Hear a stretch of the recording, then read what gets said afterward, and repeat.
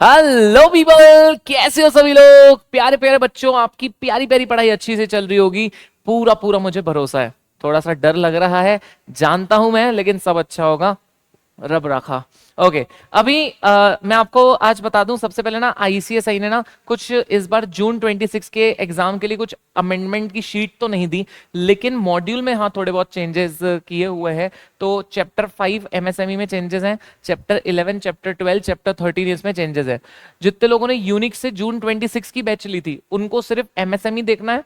और अब्बड़ सर ने चैप्टर 11 इसी वीडियो के एंड में उन्होंने भी रिकॉर्ड कर लिया, वो इसी वीडियो में मैं अटैच करके अपलोड कर रहे हैं हम लोग।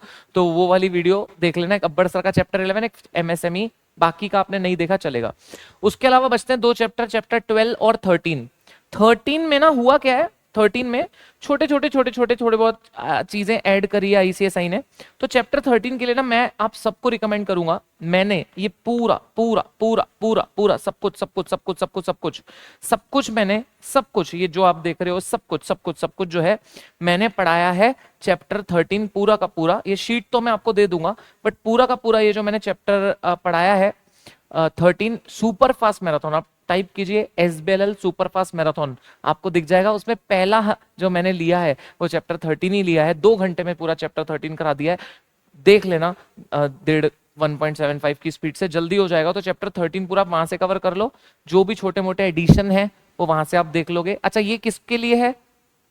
जो यूनिक में पास्ट में पढ़े हुए हैं, या फिर जो पता करना चाहते हैं कि कौन से चेंजेस हैं, जिन्होंने पुरानी मॉड्यूल से पढ़े हैं, जिन्होंने यूनिक से जून 26 के लिए पढ़े हैं, उनको चैप्टर 12, चैप्टर 13 ये सेशन में देखने की जरूरत ही नहीं है। आप लोगों ने क्लास में अपडेटेड ही पढ़े हो, सिर्फ आपको एमएसएमई की स्कीम और अब्बड़ सर का सेशन देखना है। ये मैं बात कर रहा हूं बाकी लोगों के लिए, चैप्टर 12 और 13 जो है बाकी लोगों के लिए बात कर रहा हूं कि वो लोग देखेंगे। तो चैप्टर 13 कहां से देखेंगे?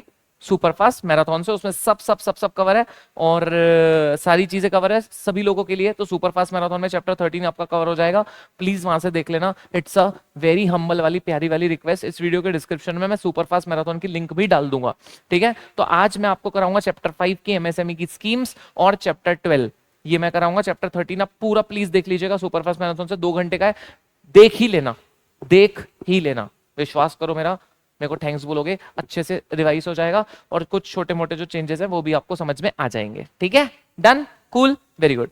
और अब्बड़ सर का चैप्टर 11 इसके बाद में, ये 2 चैप्टर के बाद 5 और 12 के बाद ऐड है, वो वहां से कर लेंगे आप, तो आपका काम खत्म, ठीक है जी। चलो, ग्रेट, ऑसम, बढ़िया, बहुत ही शानदार। तो शुरू करते हैं, आ जाइए गाइस, लेट्स गो। एमएसएमई की स्कीम्स कर लेते हैं, चैप्टर 12 कर लेते हैं। एसबीएल में इतना ही है, चैप्टर 11 अब्बड़ सर का आप देखोगे हो गया। 13 तो आपने मेरे साथ कर ही लिया सुपर फास्ट मैराथन से पूरा रिवाइज, और जिसने नहीं देखा है फिर से बोल रहा हूं, देख जरूर लेना, ठीक है। ये शीट वीडियो के डिस्क्रिप्शन में डाल दूंगा, वहां जो भी चेंजेस हुए हैं मॉड्यूल में वो पता चल जाएंगे आपको ये शीट से, ठीक है बेटा। चलो, तो बिना टाइम वेस्ट किए जल्दी से शुरू करते हैं और फटाफट कर लेते हैं क्या चेंजेस आए हैं मेरे भाइयों, हमारी भाई साहब मॉड्यूल में। आ जाओ। सबसे पहले एमएसएमई की लिमिट चेंज हो गई है, तो ये है नई लिमिट। अगर आपका 2.5 करोड़ तक इन्वेस्टमेंट है, 10 करोड़ तक टर्नओवर है तो माइक्रो, 2.5 से 25 करोड़ तक इन्वेस्टमेंट है और 10 से 100 करोड़ टर्नओवर है तो स्मॉल, 25 से 125 करोड़ इन्वेस्टमेंट है, 100 करोड़ से 500 करोड़ टर्नओवर है तो मीडियम। मतलब दोनों सेटिस्फाई करना है, एक भी तोड़ोगे तो नीचे गिरोगे। मतलब यह है कि दोनों सेटिस्फाई करना है, एक भी तोड़ोगे तो नीचे गिरोगे। जैसे एग्जांपल के तौर पे मेरा इन्वेस्टमेंट 1 करोड़ है और टर्नओवर 11 करोड़ हो गया, तो मैं हो जाऊंगा स्मॉल। क्यों? क्योंकि turnover can be maximum 10 for micro ना। एग्जांपल के तौर पे मेरा टर्नओवर है 90 लेकिन इन्वेस्टमेंट 30 है, टर्नओवर है 90 लेकिन इन्वेस्टमेंट 30 है, तो I will be medium, because for small maximum investment can be 25। मतलब दोनों ही सेटिस्फाई करना होता है, एक भी तोड़ो तो नीचे वाली लिमिट में गिर जाओगे, ठीक है भाई।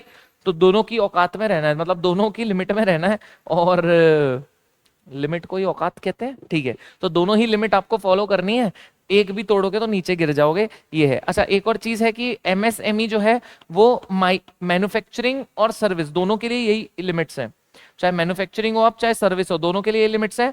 अच्छा, ट्रेडिंग को एमएसएमई नहीं मानते हम, जो सिर्फ बाइंग एंड सेलिंग करती है उसको नहीं, या तो मैन्युफैक्चर करो या सर्विस करो, ठीक है। ओके, ग्रेट, ऑसम, बढ़िया।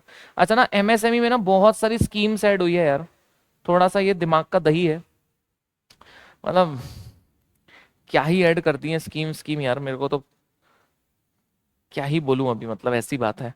चलो तो कुछ स्कीम्स हैं, कुछ आठ आठ टोटल स्कीम्स हैं ऐसे देखोगे तो।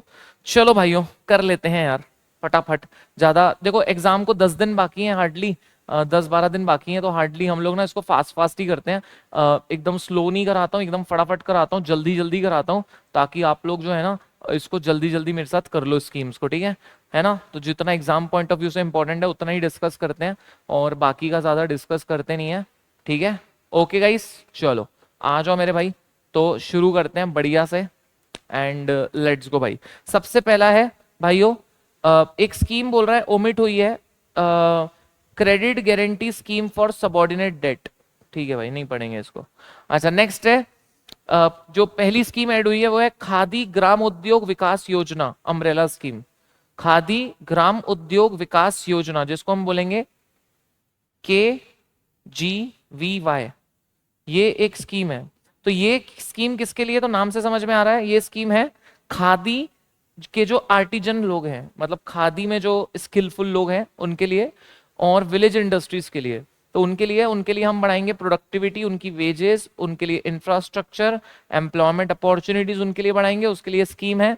तो ये प्रमोट करेगी भाई साहब कि उनकी प्रमोशन हो, सेल हो, एम्प्लॉयमेंट बढ़े, है ना, विलेज इंडस्ट्रीज बढ़े, रूरल आर्टिजन मतलब गाँव में जो आर्टिजन लोग होते हैं, जो स्किलफुल लोग होते हैं वो बढ़े, और ट्रेडिशनल और इनहेरेंट स्किल जो है वो उनकी आगे आए। तो उसके लिए आया था, जैसे मान लो कोई महिला है खादी का क्लोथ बनाती है गांव में मैनुअली, तो उनके लिए ये स्कीम्स है मतलब, ठीक है। तो उसमें उनको होगा क्या, तो इस स्कीम में यूजुअली होता ही है कि बेटा उनको हम मशीन देंगे, ट्रेनिंग देंगे, पैसा देंगे, वर्क प्लेस इंप्रूवमेंट देंगे उनको, मतलब वर्क प्लेस इंफ्रास्ट्रक्चर देंगे, वो इंप्रूव करेंगे जिससे उनकी प्रोडक्शन बढ़े, इनकम बढ़े, गांव में लोगों को जॉब मिले। तो इसके लिए होगा क्या कि इसके लिए बेटा ये, इसके लिए बोला है कि ये स्कीम उन खादी इंस्टीट्यूशन को अप्लाई होगी जो अपने आप को रजिस्टर करवाएंगे, जो अपने आप को रजिस्टर कराएंगे khadi and village industries corporation यानी केवीआईसी के पास, या state Khadi and village industries board यानी केवीआईबीएस के पास रजिस्टर कराएंगे, या फिर आप इंडिविजुअल खादी आर्टिजन है तो भी आपको एप्लीकेबल होगी। मतलब ये स्कीम किसके लिए होगी, ऐसे खादी इंस्टीट्यूशन जो अपने आप को रजिस्टर करवाएंगे khadi and village industries commission के पास, या फिर state Khadi and village industries board के पास, या फिर इंडिविजुअल खादी आर्टिजन उनको भी अप्लाई होगी। आपकी एज 18 से 15 साल होनी चाहिए, वैलिड आधार कार्ड, गवर्नमेंट आईडी होनी चाहिए, पर फैमिली एक ही मेंबर ये बेनिफिट मिलेगा, और आपको ये बेनिफिट तभी मिलेगा जब आप कोई और स्कीम में कोई इसी टाइप का दूसरा बेनिफिट नहीं लेते। और पहले प्रायोरिटी देंगे एससी को, एसटी को, वुमेन को, अनएम्प्लॉयड यूथ को, और बिलो पॉवर्टी लाइन की कैटेगरी को, उनको पहले हम प्रायोरिटी देंगे। SC, ST, women, unemployed, BPL के जो कैटेगरी है उसमें जो लोग आते हैं, जो फैमिली आती है, उनको प्रायोरिटी देंगे। तो ये है आपकी पहली स्कीम मेरे भाइयों, ये है आपकी पहली स्कीम, नाम है खादी ग्रामोद्योग विकास योजना। गजब गजब गजब गजब गजब, तो रीड कर लेना अच्छे से, हो गया। नेक्स्ट है, नेक्स्ट स्कीम है promotion of MSME in northern eastern region and Sikkim. तो ये स्कीम जो थी सिर्फ उन एमएसएमईज के लिए थी जो नॉर्दर्न ईस्टर्न रीजन और सिक्किम में, तो उनको हम उनकी इंप्रूव कराएंगे technology, skill, quality, market access, है ना। तो ऐसा बोल रहा है ये, मतलब इस स्कीम में होता क्या है कि इस स्कीम में सरकार फाइनेंशियल सपोर्ट देगी इंफ्रास्ट्रक्चर डेवलपमेंट के लिए, सरकार पैसा देगी इंफ्रास्ट्रक्चर डेवलपमेंट। सर किस टाइप का इंफ्रास्ट्रक्चर डेवलपमेंट, मैं बताता हूं। हम बनाएंगे manufacturing unit, testing unit, packing unit, R and D unit, innovation unit, training unit, एक कॉमन फैसिलिटी, मतलब बहुत सारी एमएसएमई उसको उस इंफ्रास्ट्रक्चर को मिलकर यूज करेगी। जैसे टेस्टिंग लैब हो गया, जैसे आपका पैकिंग यूनिट हो गया, ट्रेनिंग सेंटर हो गया, वो सब समझे क्या ऐसा। अच्छा उसमें बेसिकली याद रखना, कह रहा है कौन से लोगों को ये बेनिफिट मिलेंगे, जो फ्रूट्स में काम करते हैं, स्पाइसेस में काम करते हैं, फॉरेस्ट्री में काम करते हैं, बेम्बू में काम करते हैं, सेरिकल्चर में काम करते हैं, उनको ये बेनिफिट्स मिलेंगे। अच्छा ये बोल रहा है एप्लीकेबल होगा स्टेट गवर्नमेंट और स्टेट गवर्नमेंट ऑर्गेनाइजेशन को, मतलब स्टेट गवर्नमेंट को सरकार पैसा देगी, या स्टेट गवर्नमेंट ऑर्गेनाइजेशन जो एमएसएमई में काम करती है उनको पैसा मिलेगा, वो लोग manufacturing, testing, packing unit, R and D unit ये सब बनाएंगे, और उससे सारी एमएसएमईज जो उस रीजन में काम करती है उनको बेनिफिट मिलेगा। तो यही इस स्कीम से हमें पता चल रहा है, उससे उनकी क्वालिटी बढ़ेगी, सेल बढ़ेगी, ऐसा, ठीक है। तो ये आपकी दूसरी स्कीम है। तीसरी स्कीम है प्रधानमंत्री विश्वकर्मा स्कीम, जिसको बोलते हैं enabling artisan and craft per people to scale up their enterprise. इसमें सबसे पहले बोला गया है कुछ ना आर्टिजन के टाइप्स दिए हुए हैं, आर्टिजन के ना कुछ टाइप्स दिए हुए हैं, जैसे लोहार, जैसे सोनार, कुम्हार, मूर्तिकार, ठीक है। तो ये सब के जो है दिए हुए हैं, राजमिस्त्री, ठीक है, देख रहे हो दोस्तों, नाई, धोबी, दर्जी। तो ये सब कुछ 18 ऐसे आर्टिजन लोग हैं जो अलग अलग काम करते हैं, carpenter, potter, tailor, barber, goldsmith, ठीक है, cobbler, mason, toy maker, washerman, fishing, net maker, इस टाइप के 18 में से कोई जितने याद होते हैं वो याद रख लेना। उनके लिए ये स्कीम है ना। तो उनके लिए प्रधानमंत्री जी क्या बोल रहे हैं, या ये स्कीम क्या बोल रही है, बोल रही है कि जितने ये लोग हैं हम इनको ट्रेनिंग देंगे, इनको हम टूल्स देंगे, लो रेट में इंटरेस्ट भी देंगे। उनको क्या क्या देंगे भाइयों, क्या क्या देंगे भाइयों बताओ, क्या क्या देंगे लाला, हाँ जी। तो उनको बच्चों ट्रेनिंग देंगे, टूल किट देंगे, लो रेट में इंटरेस्ट भी देंगे। मतलब जैसे मैं कारपेंटर हूं तो मेरे को ट्रेनिंग मिलेगी, टूल्स मिलेंगे, लो रेट पे इंटरेस्ट मिलेगा। वाह भाई वाह, बढ़िया मेरे लिए। तो इसमें होगा क्या कि मेरे को रिकॉग्निशन कराना पड़ेगा, और मुझे जब मैं रिकॉग्निशन कराऊंगा मुझे मिलेगा प्रधानमंत्री विश्वकर्मा सर्टिफिकेट और प्रधानमंत्री विश्वकर्मा आईडी कार्ड मुझे मिलेगा। इसमें मेरी बेसिक ट्रेनिंग होगी 5 से 7 दिन, एडवांस ट्रेनिंग होगी 15 दिन। मेरे को स्टाइपेंड मिलेगी 500 रुपए प्रतिदिन का स्टाइपेंड मुझे मिलेगा। ट्रांसपोर्ट के लिए मुझे 1000 रुपए मिलेंगे। टूल किट के लिए मुझे 15,000 तक रुपए का ई वाउचर मिलेगा। लोन मुझे मिलेगा 3 लाख तक का, पहली बार में 1 लाख, दूसरी बार में 2 लाख। पहली बार का लोन चुकाना है 18 महीने में, दूसरी बार का लोन चुकाना है 30 महीने में। पहली बार का लोन चुकाना है 18 महीने में, दूसरी बार का लोन चुकाना है भाइयों, दूसरी बार का लोन चुकाना है भाइयों 30 महीने में। क्या यहां तक की कहानी समझ आई कि मुझे बेसिक ट्रेनिंग मिलेगी 5 से 7 दिन, एडवांस ट्रेनिंग मिलेगी मुझे, एडवांस ट्रेनिंग मिलेगी 15 दिन, स्टाइपेंड मिलेगा 500 रुपए प्रतिदिन, ट्रांसपोर्ट अलाउंस 1000 रुपए, टूल किट इंसेंटिव 15,000 रुपए ई वाउचर के थ्रू मिलेगा भाई, है ना भाई। मुझे भाई लोन भी मिलेगा, वाओ, 2 ट्रांच में, पहली बार में 1 लाख, दूसरी बार में 2 लाख। पहली बार का लोन चुकाऊंगा 18 महीने में, दूसरी बार का चुकाऊंगा 30 महीने में, और इंटरेस्ट रेट 5% ही होगा, कहता है इंटरेस्ट रेट 5% ही होगा। मतलब यूजुअल गवर्नमेंट का नॉर्मल इंटरेस्ट रेट होता है 13%, है ना। मतलब एक्चुअल मार्केट रेट जो होता है 13% या ज्यादा भी हो सकता है। आपको 5% ही देना है, बाकी का गवर्नमेंट देगी। मतलब मैक्सिमम 8% तक बाकी का गवर्नमेंट देगी, ठीक है। जैसे 13% अगर इंटरेस्ट है तो 5% आप दोगे, बाकी का बचा हुआ गवर्नमेंट देगी, ठीक है। समझे क्या, मतलब बाकी का गवर्नमेंट का सपोर्ट, ऐसा बोलो, बाकी का गवर्नमेंट का सपोर्ट, ठीक है, समझे, बाकी का गवर्नमेंट का सपोर्ट। सो ऐसा ऐसा बोल रहा हूं, मतलब आपको 5% ही देना है। कुल मिला के कहानी है कि आपको 5% ही देना है। This is the main thing you have to remember कि भाई इन लोगों को 5% लगे। तो बेसिक ट्रेनिंग 5 से 7 दिन, एडवांस ट्रेनिंग 15 दिन, स्टाइपेंड 500 रुपए, ट्रांसपोर्ट अलाउंस 1000 रुपए, टूल किट के 15,000 रुपए, लोन मिलेगा पहली ट्रांच में 1 लाख, दूसरी ट्रांच में 2 लाख। पहला बार का लोन चुकाऊंगा 18 महीने में, दूसरी बार का 30 महीने में, है ना। इसमें कौन से वो लोग कवर्ड हैं तो वो आपने देख लिए। प्रधानमंत्री इसमें देंगे ऐसे लोगों को, जो हमने पढ़े, ये सब लोग जो हैं हमारे आर्टिजन लोग, इन लोग को प्रधानमंत्री क्या देंगे, Vishwakarma card, sorry Vishwakarma certificate, प्रधानमंत्री विश्वकर्मा आईडी कार्ड। तो मुझे ट्रेनिंग मिलेगी, टूल किट मिलेगा, सस्ते रेट में इंटरेस्ट मिलेगा। हो गई मेरी बल्ले बल्ले, हो जाएगी बल्ले बल्ले। जय हो मोदी जी। कांग्रेस वालों ऑफेंड ना होना, ठीक है। चलिए भाई आ जाओ। नेक्स्ट है tool rooms and technical institutions. क्या है भाई ये, नेक्स्ट है भाई, नेक्स्ट कहता है ये स्कीम जो है एमएसएमई को हेल्प करेगी। ये स्कीम जो है एमएसएमई को हेल्प करेगी। मैं सेशन रिकॉर्ड कर रहा हूँ, सामने मेरे कोई नहीं बैठा है, कोई लाइव सेशन नहीं है, ये आज कैमरा है और मैं हूं, बट ये वीडियो आप तक पहुंच जाएगा, मैं जानता हूं, ठीक है। तुम बोलोगे एग्जाम है, चल चल जल्दी पढ़ा, सॉरी गाइस। चलिए, तो ये जो है tool room and technical institution scheme है ये, इसमें एमएसएमई को हम हेल्प करेंगे कैसे। तो एमएसएमई को हम इस स्कीम में ना, ये जो है इसमें हम उनको टूलिंग फैसिलिटी देंगे, टूलिंग फैसिलिटी देंगे, उनको हम ट्रेनिंग देंगे, उनको हम स्किल्ड मैन पावर देंगे, मतलब उनका स्किल्ड मैन पावर डेवलप कराएंगे। हाँ समझे क्या? नहीं समझे तो होगा इसमें ये बेटा, इसमें होगा ये मेरे बच्चे, होगा ये मेरे बच्चे, मेरे बच्चे, मेरे प्यारे बच्चे। नाम क्या है इसका पहले ये समझो, नाम से ही ये चीज क्लियर हो जाएगी आपको बहुत अच्छे से। नाम है tool room and technical institution scheme. क्या बोला मैंने? क्या बोला? बोलो क्या बोला? क्या बोला? Tool room and technical institution scheme. होता क्या है मेरे लाल समझना, इसमें एमएसएमई आपको मॉडर्न टूल्स यानी टूल्स समझते हो ना, टूल इक्विपमेंट्स देगी, मशीन फैसिलिटीज देगी, टेक्निकल ट्रेनिंग देगी।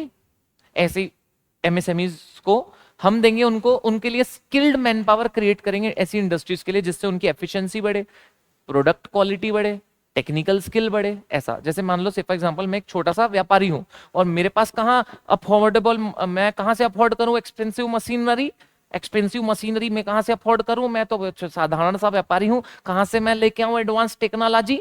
नहीं ला सकता मैं। तो गवर्नमेंट मेरे लिए सेटअप कर रही है लाले टूल रूम और टेक्निकल इंस्टीट्यूशन, ये गवर्नमेंट मेरे लिए सेटअप कर रही है जहां पे मैं जाके मॉडर्न मशीन यूज करूंगा, जहां पे मैं अपने टेस्ट प्रोडक्ट करूंगा, है ना। तो गवर्नमेंट कर रही है, गवर्नमेंट ट्रेन करेगी वर्कर को, स्टूडेंट को। तो गवर्नमेंट जो है बेसिकली मुझे एक्सेस देगी उस टूलिंग फैसिलिटी का, मैं जाके मशीन जो भी है वहां पे जो भी सारी चीजें होती है वो जाके मैं यूज कर सकता हूं। समझ रहे हो क्या? मैं टूल रूम में जाके, भैया मेरे को मशीन खरीदने की जरूरत नहीं, मैं वो टूल रूम में जाके उस मशीन को यूज कर सकता हूँ। ठीक है, इसमें ट्रेनिंग भी मिलेगी, ये स्कीम जो है वो ट्रेनिंग देगी ताकि लोग जॉब रेडी हो जाएं। मतलब जो भी एलिजिबल पर्सन होंगे, चाहे वो स्कूल ड्रॉप हो चाहे वो एमटेक हो, उनको ट्रेनिंग मिलेगी। जैसे आप स्कूल ड्रॉप हो और आपको मशीन लर्न करना है, हैं? या फिर कोई आपको इंजीनियरिंग स्टूडेंट है उसको कुछ एडवांस लर्न करना है, उनको भी ट्रेनिंग मिलेगी। तो इससे होगा क्या, इंडस्ट्रीज अपने प्रोडक्ट बेहतर बनाएगी, उनको नए डिजाइन डेवलप होंगे, उनके लिए मशीन मैन्युफैक्चरिंग प्रोसेस मॉडर्नाइज होगी, है ना भाई? बहुत बढ़िया। तो यही है इसमें, और क्या है? समझ में आया? समझ में आया कि नहीं है? बोलो। इजी है ना भाई? वेरी गुड, बहुत शानदार। तो इसके लिए अप्लाई कौन कर सकता है? तो इसके लिए अप्लाई कर सकता है एमएसएमई की industrial units, student, trainee, entrepreneurs, ये सब लोग अप्लाई करेंगे। ओवरऑल बेनिफिट तो आपने देख लिया, तो ठीक है। तो इसमें टूलिंग फैसिलिटी देते हैं, उनकी एफिशिएंसी बढ़ती है, इंडस्ट्री को रेडी मैन पावर मिलता है क्योंकि ट्रेनिंग भी होती है। तो ये फोकस करती है प्रोसेस प्रोडक्ट डेवलपमेंट पे, रेलेवेंट सेक्टर पे। Also consultancy and job work in relevant sector. Industrial unit focusing on MSME, industrial unit जो फोकस करती है एमएसएमई पे वो अप्लाई कर सकती है इस स्कीम में, है ना। तो आई होप ये आपको समझ में आ गया बेटा, आ गया। ठीक है, ओके चलो। नेक्स्ट है MSME champion scheme. Wow what a scheme, MSME champion scheme. Champion, champion, ये बहुत सारी स्कीम को इसने कंबाइन कर दिया एक जगह, नाम दिया एमएसएमई चैंपियन स्कीम।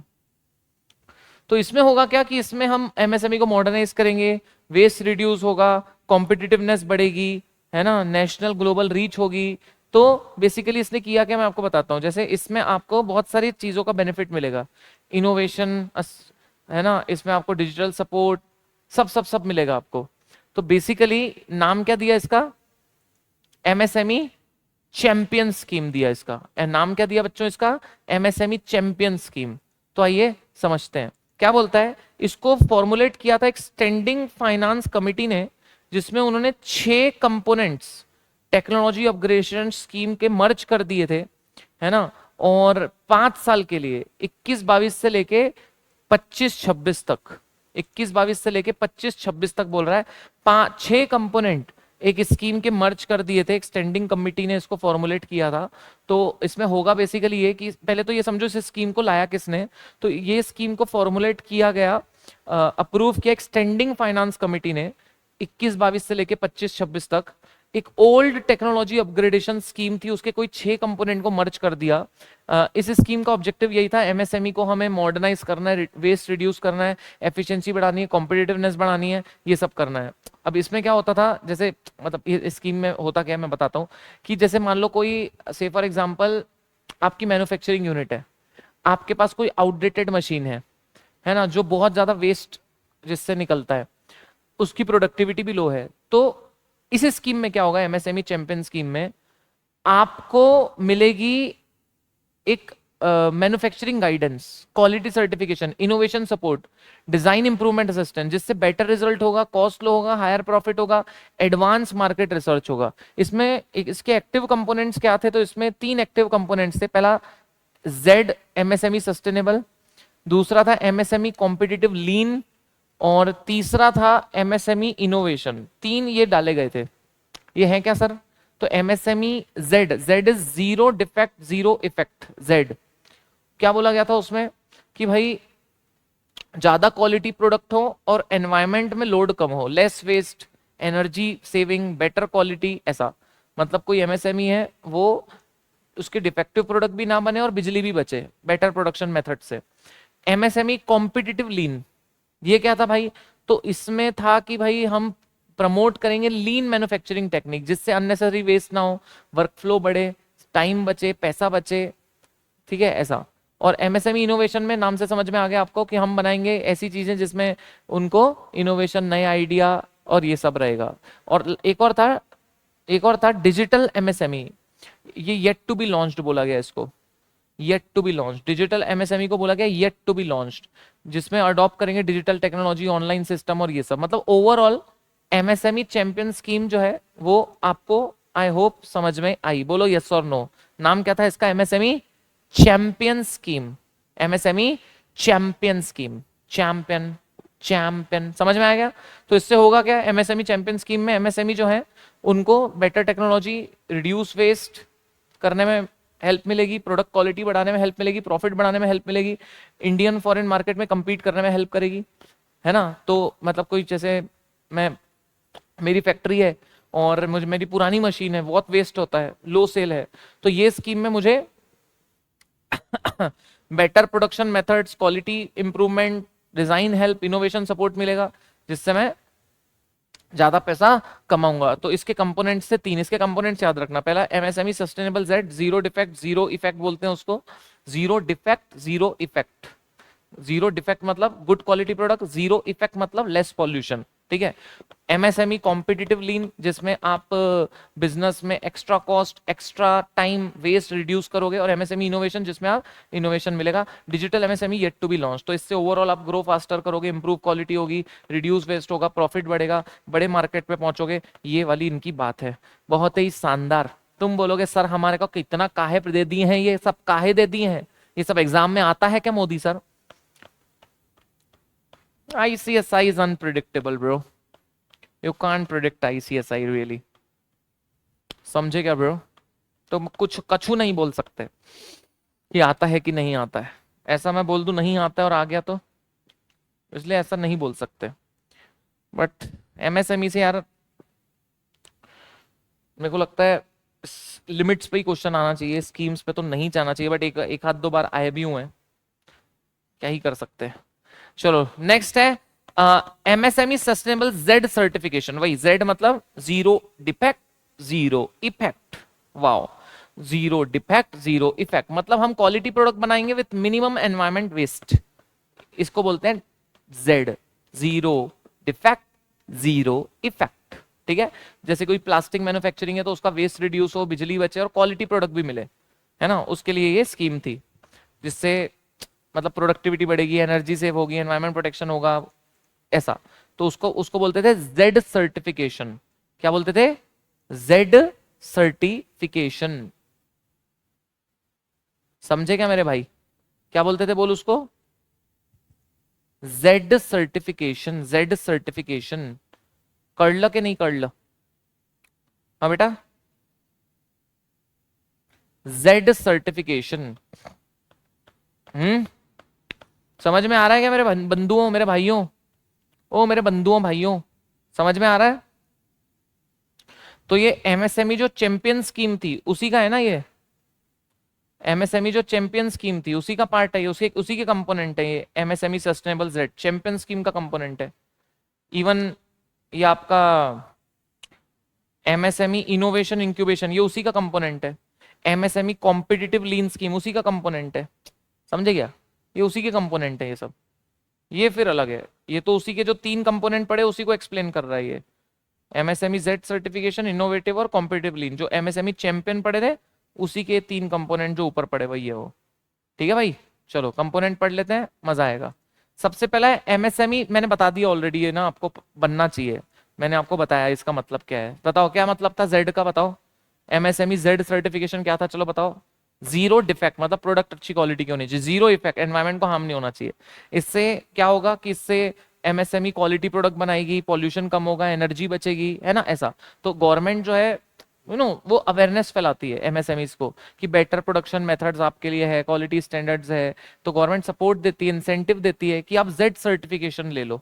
जैसे आपकी फैक्ट्री है और आप डिफेक्टिव प्रोडक्ट बनाते हो, वेस्ट भी बहुत करते हो, तो जेड के तहत आपकी मशीन इंप्रूव्ड हो जाएगी, वेस्ट कम हो जाएगा, एनर्जी बचेगी, लोअर कॉस्ट होगा, बेटर क्वालिटी होगी, ज्यादा कस्टमर होंगे, लेस पॉल्यूशन होगा। तो इसके बहुत सारे फायदे हैं भाई साहब, वेस्टेज कम होना, प्रोडक्शन बढ़ जाना, एनर्जी सेव होना, एनवायरमेंट प्रोटेक्ट होना, कॉम्पिटिटिवनेस बढ़ जाना। तो इसमें गवर्नमेंट आपको गाइडेंस देगी, हैंड होल्डिंग सपोर्ट देगी, मैनेजर हेल्प देगी, टेक्नोलॉजी इंप्रूवमेंट का सपोर्ट देगी। सिर्फ सर्टिफिकेट नहीं, बहुत सारी चीजें मिलेगी यार, देखो क्या बोलता है।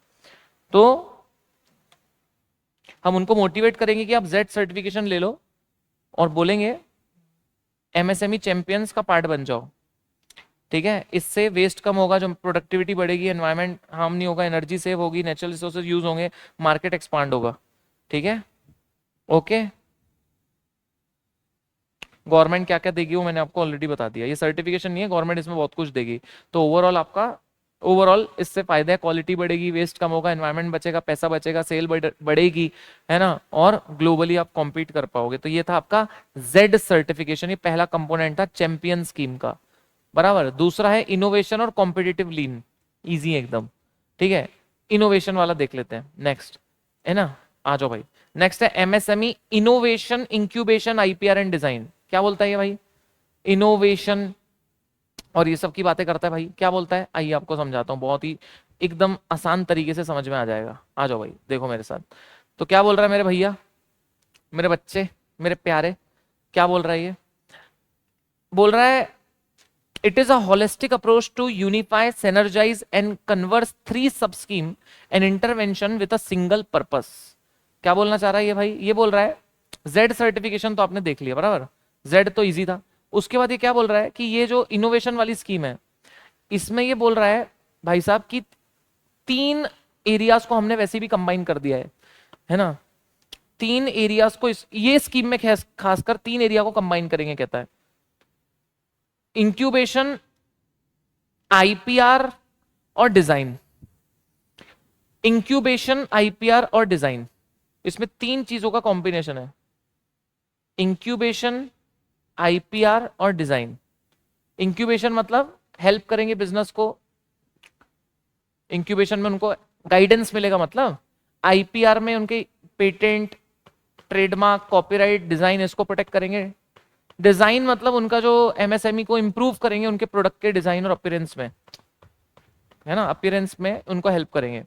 तो ये स्कीम किसके लिए थी कि इनोवेशन हो, नई टेक्नोलॉजी हो, डिजाइन इंप्रूवमेंट हो, आइडियाज प्रोटेक्टेड हो।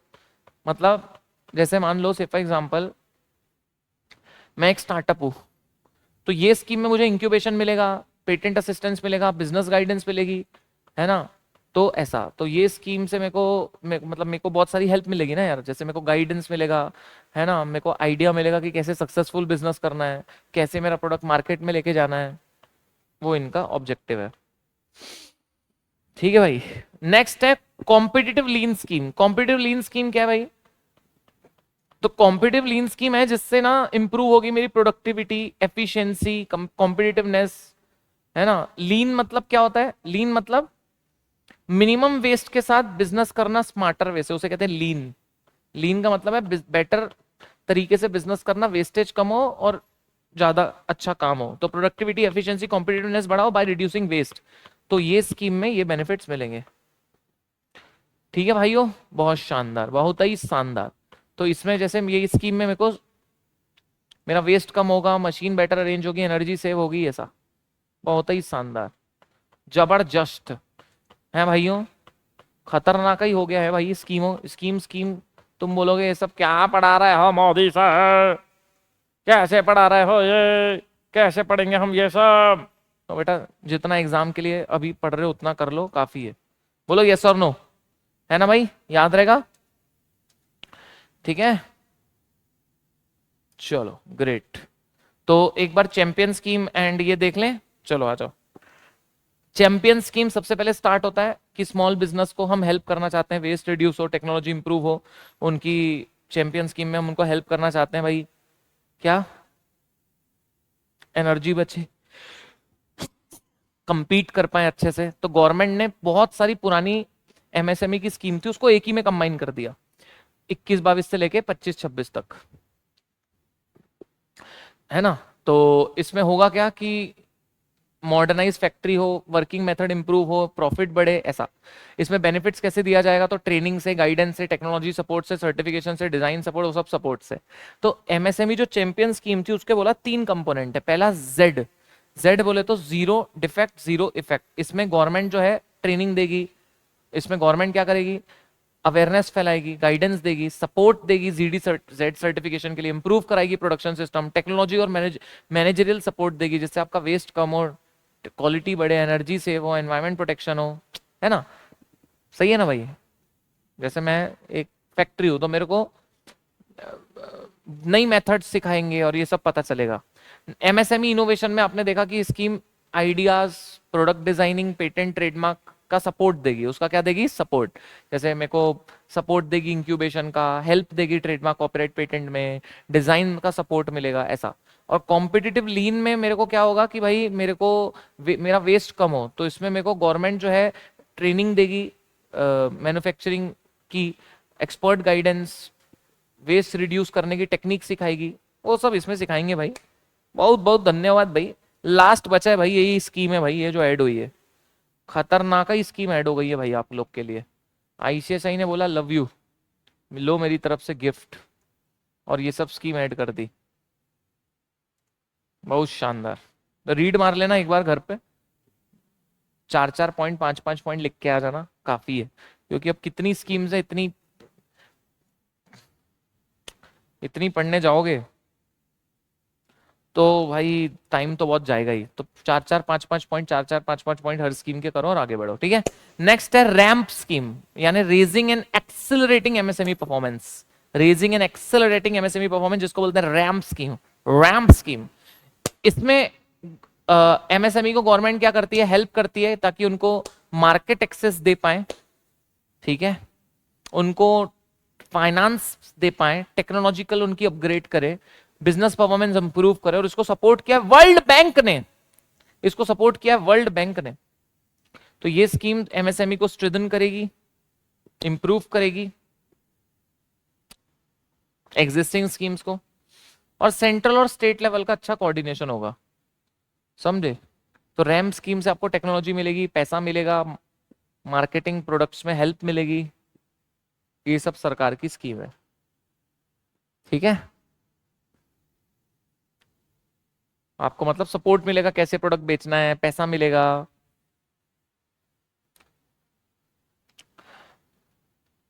टेक्नोलॉजी का अपग्रेडेशन की हेल्प मिलेगी, ये सब मिलेगा भाई।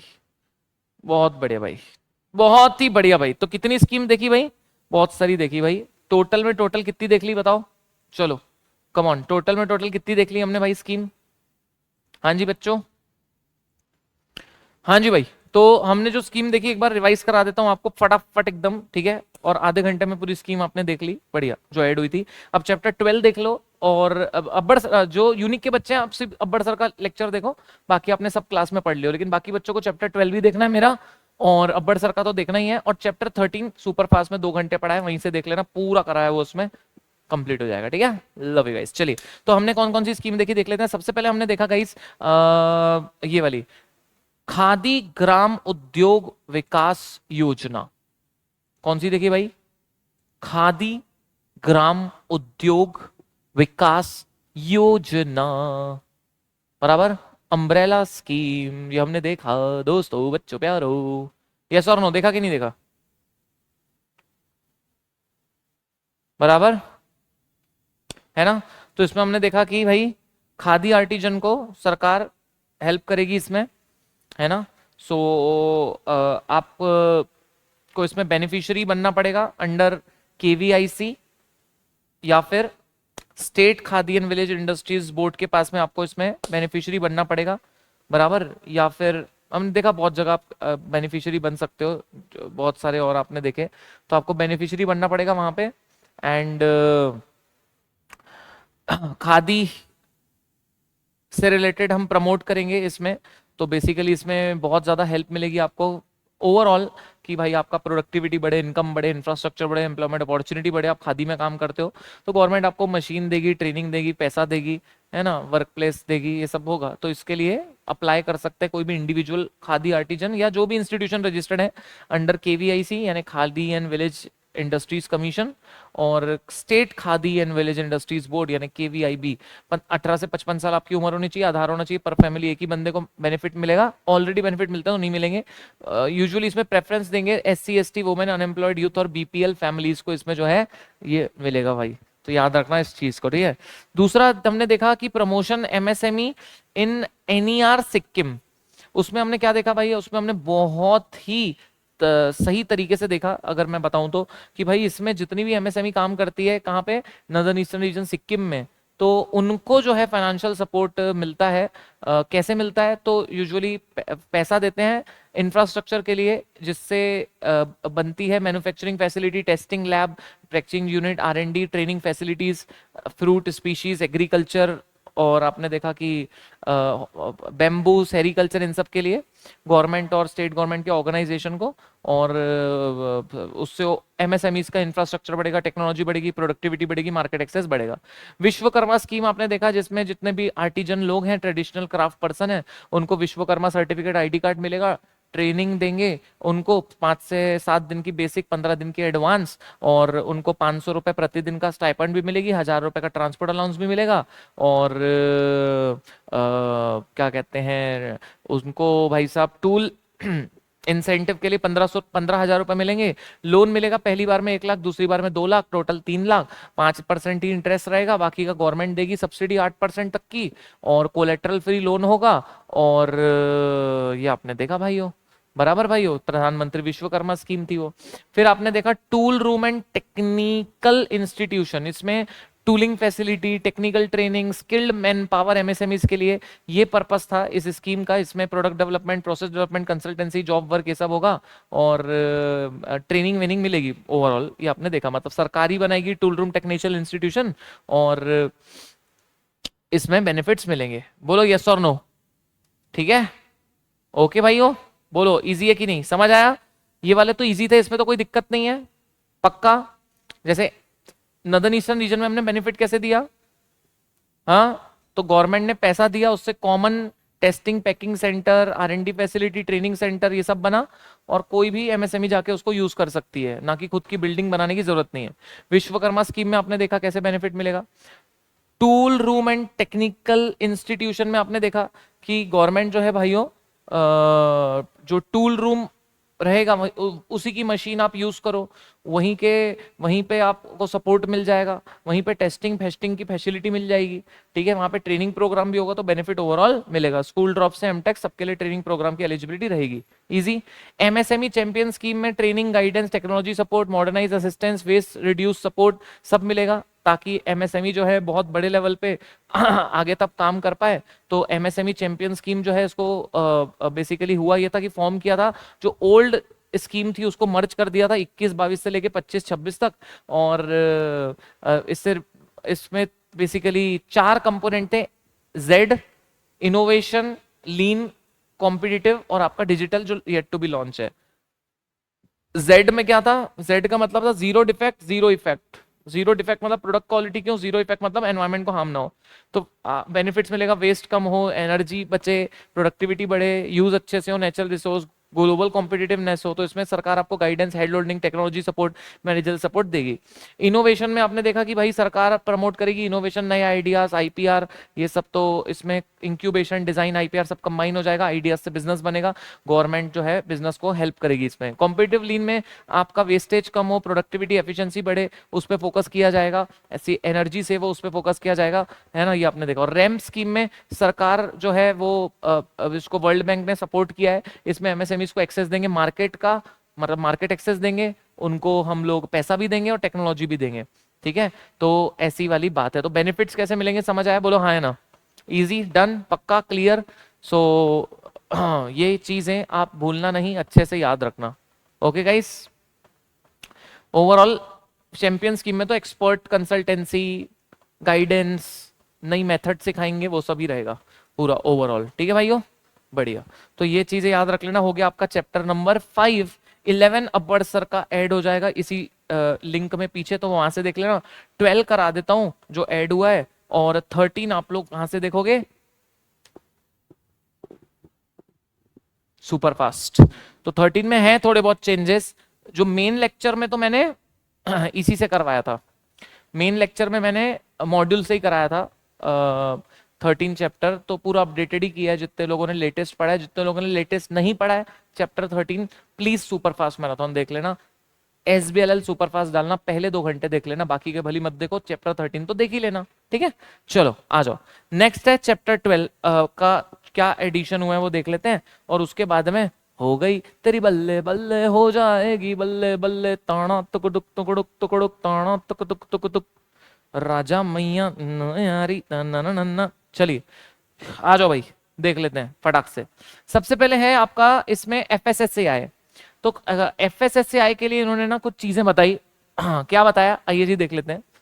पहली चीज बोली क्लासिफिकेशन ऑफ FSSAI लाइसेंस। क्या बोला, क्लासिफिकेशन ऑफ FSSAI लाइसेंस। और इसमें क्या बोला कि FSSAI 3 कैटेगरी में बट गया है। वो मतलब वो तो सेम ही है, इसमें कोई चेंज नहीं है, बट इन्होंने ये दिया है कि भैया अगर 12 लाख तक टर्नओवर है तो रजिस्ट्रेशन 12 लाख से 20 करोड़ है, तो स्टेट लाइसेंस 20 करोड़ के ऊपर है, मल्टी स्टेट में काम करते हो तो इंपोर्ट एक्सपोर्ट करते हो तो सेंट्रल लाइसेंस। ठीक है, 20 करोड़ के ऊपर है, मल्टी स्टेट में काम करते हो या इंपोर्ट एक्सपोर्ट करते हो सेंट्रल लाइसेंस 12 से 20 करोड़ है, और सिंगल स्टेट में काम करते हो, सिंगल स्टेट में काम करते हो और 12 से 20 करोड़ है स्टेट लाइसेंस, 12 लाख तक है रजिस्ट्रेशन, मल्टीपल स्टेट्स में काम करते हो या इंपोर्ट एक्सपोर्ट करते हो या 20 करोड़ के ऊपर टर्नओवर है, सेंट्रल लाइसेंस। अब इसमें कुछ अर्लियर प्रोविजन और न्यू प्रोविजन में इन्होंने कुछ चीजें डिवाइड करके दी थी, आइए देख लेते हैं क्या क्या डिवाइड करके दिया। तो बोलता है आप तो लेटेस्ट वाला ही पढ़ो ना, पहले क्या था और अभी क्या है, उसमें आप लेटेस्ट वाला ही पढ़ो और क्या। तो क्या बोलता है भाई कि रिन्यूअल टाइम जो है, रिन्यूअल टाइम की बात करता है और बोलता है रिन्यूअल टाइम जो है वो पहले एक्सपायरी तक अलाउड था, लेकिन अभी एक्सपायरी के 30 दिन पहले रिन्यूअल कराओ, कोई ग्रेस नहीं मिलेगा, कोई ग्रेस नहीं मिलेगा, और कोई ग्रेस नहीं मिलेगा। ठीक है, कोई भी ग्रेस नहीं मिलेगा। क्या बोल रहा है, ठीक है, क्या बोल रहा है मेरे भाई, क्या बोलना चाह रहा है ये कि भाई पहले क्या होता था, ये पहले और अभी में फर्क बताने की कोशिश कर रहा है आपको, बहुत ही शानदार तरीके से, बहुत ही शानदार तरीके से सारे डिफरेंस बता रहा है। और बोल रहा है मेरे यारा कि पहले ये होता था कि एक्सपायरी तक आप रिन्यू करा सकते थे, पहले एक्सपायरी तक रिन्यू करा सकते थे। ठीक है, एक्सपायरी तक रिन्यू करा सकते थे और ग्रेस पीरियड भी मिल जाता था। अभी कोई ग्रेस पीरियड नहीं मिलेगा, एक्सपायरी के 30 दिन पहले ही रिन्यू कराना है। और बोलता है ब्लैकआउट आफ्टर 15 डेज पोस्ट, कहता है blackout after 15 days post expiry. मतलब अगर एक बार एक्सपायर हो गया और 15 दिन बीत गए तो उसके बाद ब्लैकआउट हो जाएगा। ब्लैकआउट मतलब लाइसेंस इनवैलिड या सस्पेंड हो जाएगा, इनएक्टिव हो जाएगा, को बोलते हैं ब्लैकआउट। ठीक है, तो ब्लैकआउट हो जाएगा, ऐसा बोलना चाह रहा है वो। I hope you got the point very easily. फिर बोलता है लेट फीस पहले 100 रुपए प्रतिदिन लगती थी, अब 100 रुपए प्रतिदिन तो लगेगी, प्लस 5,000 रीएक्टिवेशन का भी लगेगा अगर ब्लैकआउट हो चुका है तो। ठीक है, फिर कहता है पहले ऑनलाइन ऑफलाइन अप्लाई कर सकते थे। ठीक है, अब फॉस्कोस पोर्टल से जाना पड़ेगा ऑनलाइन, ऑफलाइन नहीं चलेगा, ऑफलाइन नहीं चलेगा। फिर कहता है डिस्प्ले रिक्वायरमेंट में पहले FSSAI का नंबर ही सिर्फ डिस्प्ले करना होता था, अब QR कोड जो रहेगा वो कस्टमर्स को बताना रहेगा, QR कोड। ठीक है, ओके। फिर बोलता है कि पहले कोई कैटेगरी नहीं थी आयुर्वेदिक बेस्ड फूड के लिए, आयुर्वेदिक के लिए पहले FSSAI नहीं लगता था, अब आयुर्वेदिक के लिए भी लगेगा। एक नई कैटेगरी आ गई है आयुर्वेदिक आहार, फॉस्कोस में ही, तो वो उनको भी लगेगा। फिर कहता है पहले पीरियोडिक इंस्पेक्शन होता था बेस्ड ऑन रिस्क प्रोफाइल, पहले नॉर्मल इंस्पेक्शन होता था बेस्ड ऑन रिस्क, अब ज्यादा इंस्पेक्शन होंगे, खासकर वाटर डेयरी, मतलब वाटर के लिए, डेयरी के लिए और ई कॉमर्स के, ई कॉमर्स के जितने भी फूड बिजनेस होते हैं, ऑनलाइन फूड बिजनेस होते हैं, उसमें ज्यादा इंस्पेक्शन होंगे। फिर कहता है पहले जो होता था भाई कि क्या बोलते हैं इसको, ई कॉमर्स से रिलेटेड, कि ऑनलाइन जो प्लेटफॉर्म होते थे यानी एग्रीगेटर, वही लिस्ट करते थे लाइसेंस वेंडर को, उनको लाइसेंस वेंडर को लिस्ट करना होता था। ठीक है, अब बोल रहा है कि सारे vendors on online platform must compulsory follow भाई साहब बोल रहा है एफएसएसएआई के रूल्स। ठीक है, तो पहले क्या होता था कि एग्रीगेटर जो एग्रीगेटर होते थे वो लिस्ट करते थे आपके लाइसेंस वेंडर्स को, वो required to list only licence vendor. अब बोल रहा है स्ट्रिक्ट नॉर्म्स हैं और ऑनलाइन प्लेटफॉर्म के लिए mandatory FSSI compliance by all licence vendors. ये ई कॉमर्स से रिलेटेड इन्होंने ऐड किया भाई साहब। किससे रिलेटेड ऐड किया? E commerce. इसका मतलब क्या हुआ मोदी सर आप बोलोगे? तो होता ये था मेरे बच्चे, जैसे कोई फूड डिलीवरी प्लेटफॉर्म है तो वो पहले सिर्फ डिस्प्ले करता था कि रेस्टोरेंट के पास एफएसएसआई लाइसेंस नंबर है, लेकिन अब क्या होगा, अब रूल्स बहुत स्ट्रिक्ट हो गए हैं। तो जितने भी लिस्टेड फूड सेलर है उनके पास प्रॉपर एफएसएसआई रजिस्ट्रेशन लाइसेंस होना चाहिए। सारे वेंडर्स को एफएसएसआई रूल्स फॉलो करने पड़ेंगे, मैंडेटरी एफएसएसआई कंप्लायंस करना पड़ेगा। मतलब अगर मैं घर से केक बेचता हूं और जोमेटो से पे बेचता हूं तो मेरे पास एफएसएसआई रजिस्ट्रेशन लाइसेंस होना चाहिए, अदरवाइज प्लेटफॉर्म में मैं लिस्ट नहीं हो सकता। ठीक है, अदरवाइज प्लेटफॉर्म में मैं लिस्ट नहीं हो सकता। पहले सिर्फ क्या होता था कि लाइसेंस वेंडर होना ही काफी था, बस पहले सिर्फ नाम है काफी है, लेकिन अब पूरा प्रॉपर कंप्लाइंस होना चाहिए। प्रॉपर कंप्लाइंस होना बहुत ज्यादा जरूरी है। ठीक है, पहले बेसिक न्यूट्रिशन और एक्सपायरी लिखी होती थी बस, फिर कह रहा है अब पहले सिर्फ बेसिक न्यूट्रिशन और एक्सपायरी लिखी होती थी बस। ठीक है, पहले, अब front of packing label emphasise clear expiry nutrition disclosure. मतलब क्या बोल रहा है, अब भाई कस्टमर के लिए इजी होना चाहिए फूड इंफॉर्मेशन को अंडरस्टैंड करना। ठीक है, तो लेबलिंग नॉर्म्स में भी चेंजेस आ गए हैं भाई साहब। ठीक है, क्लियर न्यूट्रिशन पे एम्फेसाइज किया गया है, क्लियर न्यूट्रिशन होना चाहिए बोल रहा है। फ्रंट ऑफ पैक लेबलिंग होनी चाहिए बोल रहा है ना। क्या मतलब मोदी सर इसका? तो देखो भाई, होता यह है कि पहले सिर्फ आपने एक्सपायरी लिख दिया, बेसिक न्यूट्रिशन लिख दिया तो काम चल जाता था, कैलोरी बता दी, मैन्युफैक्चरिंग डेट बता दी, एक्सपायरी चल जाता था। ठीक है, अब बोल रहा है कि फ्रंट ऑफ पैक लेबलिंग होनी चाहिए। फ्रंट ऑफ पैक लेबलिंग मतलब जो इंपॉर्टेंट इंफॉर्मेशन है बोलता है वो फ्रंट साइड ऑफ पैकेज पे हो। जैसे किसी में बहुत हाई शुगर है, हाई फैट है, ये सब है, तो कस्टमर को जल्दी से समझ में आए, क्लियर विजिबल रिक्वायर्ड हो, फ्रंट साइड डिटेल एम्फेसाइज किया गया है कि फ्रंट साइड पे हो। तुम बोलोगे सर ये तो अभी भी फॉलो नहीं होता फ्रंट साइड की लेबलिंग, तो होता तो नहीं है, कई जगह देखा गया, बाकी तो नहीं। Front side of food package पे लिखा हो ताकि कस्टमर देख पाए।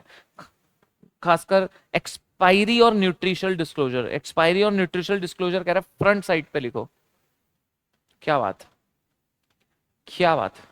तो इंपॉर्टेंट डिटेल्स कह रहा है फ्रंट साइड पे लिखो ताकि इजीली रीड कर पाए। ओके, नेक्स्ट कह रहा है पैकेजिंग स्टैंडर्ड, पहले कुछ ये नहीं थे, अभी कह रहा है इको फ्रेंडली पैकिंग को एंकरेज किया गया। लाइसेंसिंग की कैटेगरी में पहले जो था वो वही है, लाइसेंसिंग की कैटेगरी में कोई चेंज नहीं है, जैसा पहले था वैसे ही अभी है। लाइसेंसिंग की कैटेगरी में भाइयों किसी भी प्रकार का कोई भी चेंज नहीं है। तो मतलब इंपॉर्टेंट पॉइंट्स याद करने के लिए एग्जाम के लिए ये है कि पहले लाइसेंस कभी भी रिन्यू कराओ, लेकिन अभी एक्सपायरी के 30 दिन पहले रिन्यू कराना पड़ेगा, कोई ग्रेस नहीं मिलेगा। और अगर 15 दिन में एक्सपायरी के बाद नहीं किया तो ब्लैकआउट हो जाएगा, रिन्यूअल के लिए 5,000 लगेगा। ऑफलाइन एप्लीकेशन स्टॉप हो गई है, क्यूआर मैंडेटरी है, आयुर्वेदिक आहार नई कैटेगरी ऐड हुई है एफएसएसएआई के लिए। ठीक है, और फूड बिजनेस ई कॉमर्स के लिए स्ट्रिक्ट रूल्स हैं, उनको भी फॉलो करना ही पड़ेगा। इको फ्रेंडली पैकेजिंग है, तो ये मैंने याद रख लेना, काम हो जाएगा। ठीक है भाई, तो ये चीज, ये वाला टेबल पहले नहीं था चैप्टर 12 में, नया ऐड हुआ है मॉड्यूल में। ठीक है भाई, ये नया ऐड हुआ है। ओके, चैप्टर 13 में भी ऐसे छोटे छोटे चेंजेस ऐड हुए, छोटे छोटे पॉइंट्स ऐड हुए चैप्टर 13 में भी। सब कुछ चेंज नहीं हुआ है चैप्टर 13 में, छोटे छोटे पॉइंट्स ऐसे ऐड हुए हैं। पेन में जैसे कुछ ऐड हो गया इसमें उसमें, तो छोटा मोटा चेंजेस आए हुए हैं हर जगह, एक एक दो दो पॉइंट आए हुए हैं। वो इसलिए वो सुपर फास्ट देख लेना, सब कवर हो ही जाएगा और एक बार का रिवीजन भी हो जाएगा, बेटर है ना। यूनिक के बच्चे हैं, मैंने अगेन बोला, जो लेटेस्ट वाले हैं सिर्फ अब्बड़ सर का चैप्टर 11 देख लेना, मेरी एमएसएमई की स्कीम, ये सब नहीं देखा चलेगा, कोई देख रहा है तो। अगर पढ़ा हुआ है और आता है तो, नहीं आता रिवीजन करना है, देख लो एक बार का, क्या ही है। ठीक है भाई, नेक्स्ट है भाइयों, तो ये आपने देख लिया। नेक्स्ट है आपका, उसके बाद आता है इंपोर्ट एक्सपोर्ट कोड को लेके इन्होंने कुछ चीजें ऐड की है। किसको लेके भाइयों? इंपोर्ट एक्सपोर्ट कोड को लेके। ठीक है, आ जाओ भाई देख लेते हैं भाइयों। इंपोर्ट एक्सपोर्ट कोड को। बोलता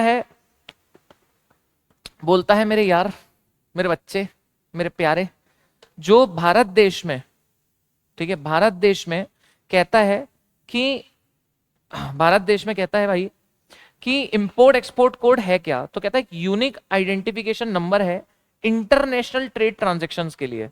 अगर आपको इंटरनेशनल ट्रेड ट्रांजैक्शन करना है तो इंपोर्ट एक्सपोर्ट कोड एक यूनिक आइडेंटिफिकेशन नंबर है, ठीक है। ये मैंडेटरी रजिस्ट्रेशन है। अगर आप भारत में कुछ इंपोर्ट एक्सपोर्ट करना चाहते हो तो ये मैंडेटरी करना ही, लेना ही पड़ेगा। डीजीएफटी आपको देगा, कौन देता है ये? डीजीएफटी, ठीक है।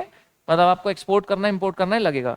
फिर कहता है ये लीगल बेसिस, मतलब इसको इशू कौन करता है बेसिकली, तो ये इशू होता है एफटीपी, फॉरेन ट्रेड पॉलिसी के थ्रू और foreign trade development regulation act के थ्रू, ठीक है। किसको लगता है? तो कहता है इंपोर्टर एक्सपोर्टर को। तो इंपोर्टर एक्सपोर्टर को लगता है, जो भी सर्विस एक्सपोर्टर है गवर्नमेंट के बेनिफिट्स लेना चाहते हैं उनको भी लगता है, ठीक है। जो बेनिफिट्स लेना चाहते हैं, सर्विस एक्सपोर्टर है, बेनिफिट्स लेना चाहते हैं गवर्नमेंट के, लगता है। इसको ले सकता है कोई भी sole proprietor, partnership, LLP, company, trust, HUF, कोई भी ले सकता है, ठीक है ना, कोई भी ले सकता है। फिर अगर आपको बहुत सारी स्कीम्स हैं, जैसे यहाँ पे कुछ स्कीम्स के नाम लिखे हैं, RoDTEP, SEIS, advance authorisation, उसके बेनिफिट चाहिए तो भी लगता है।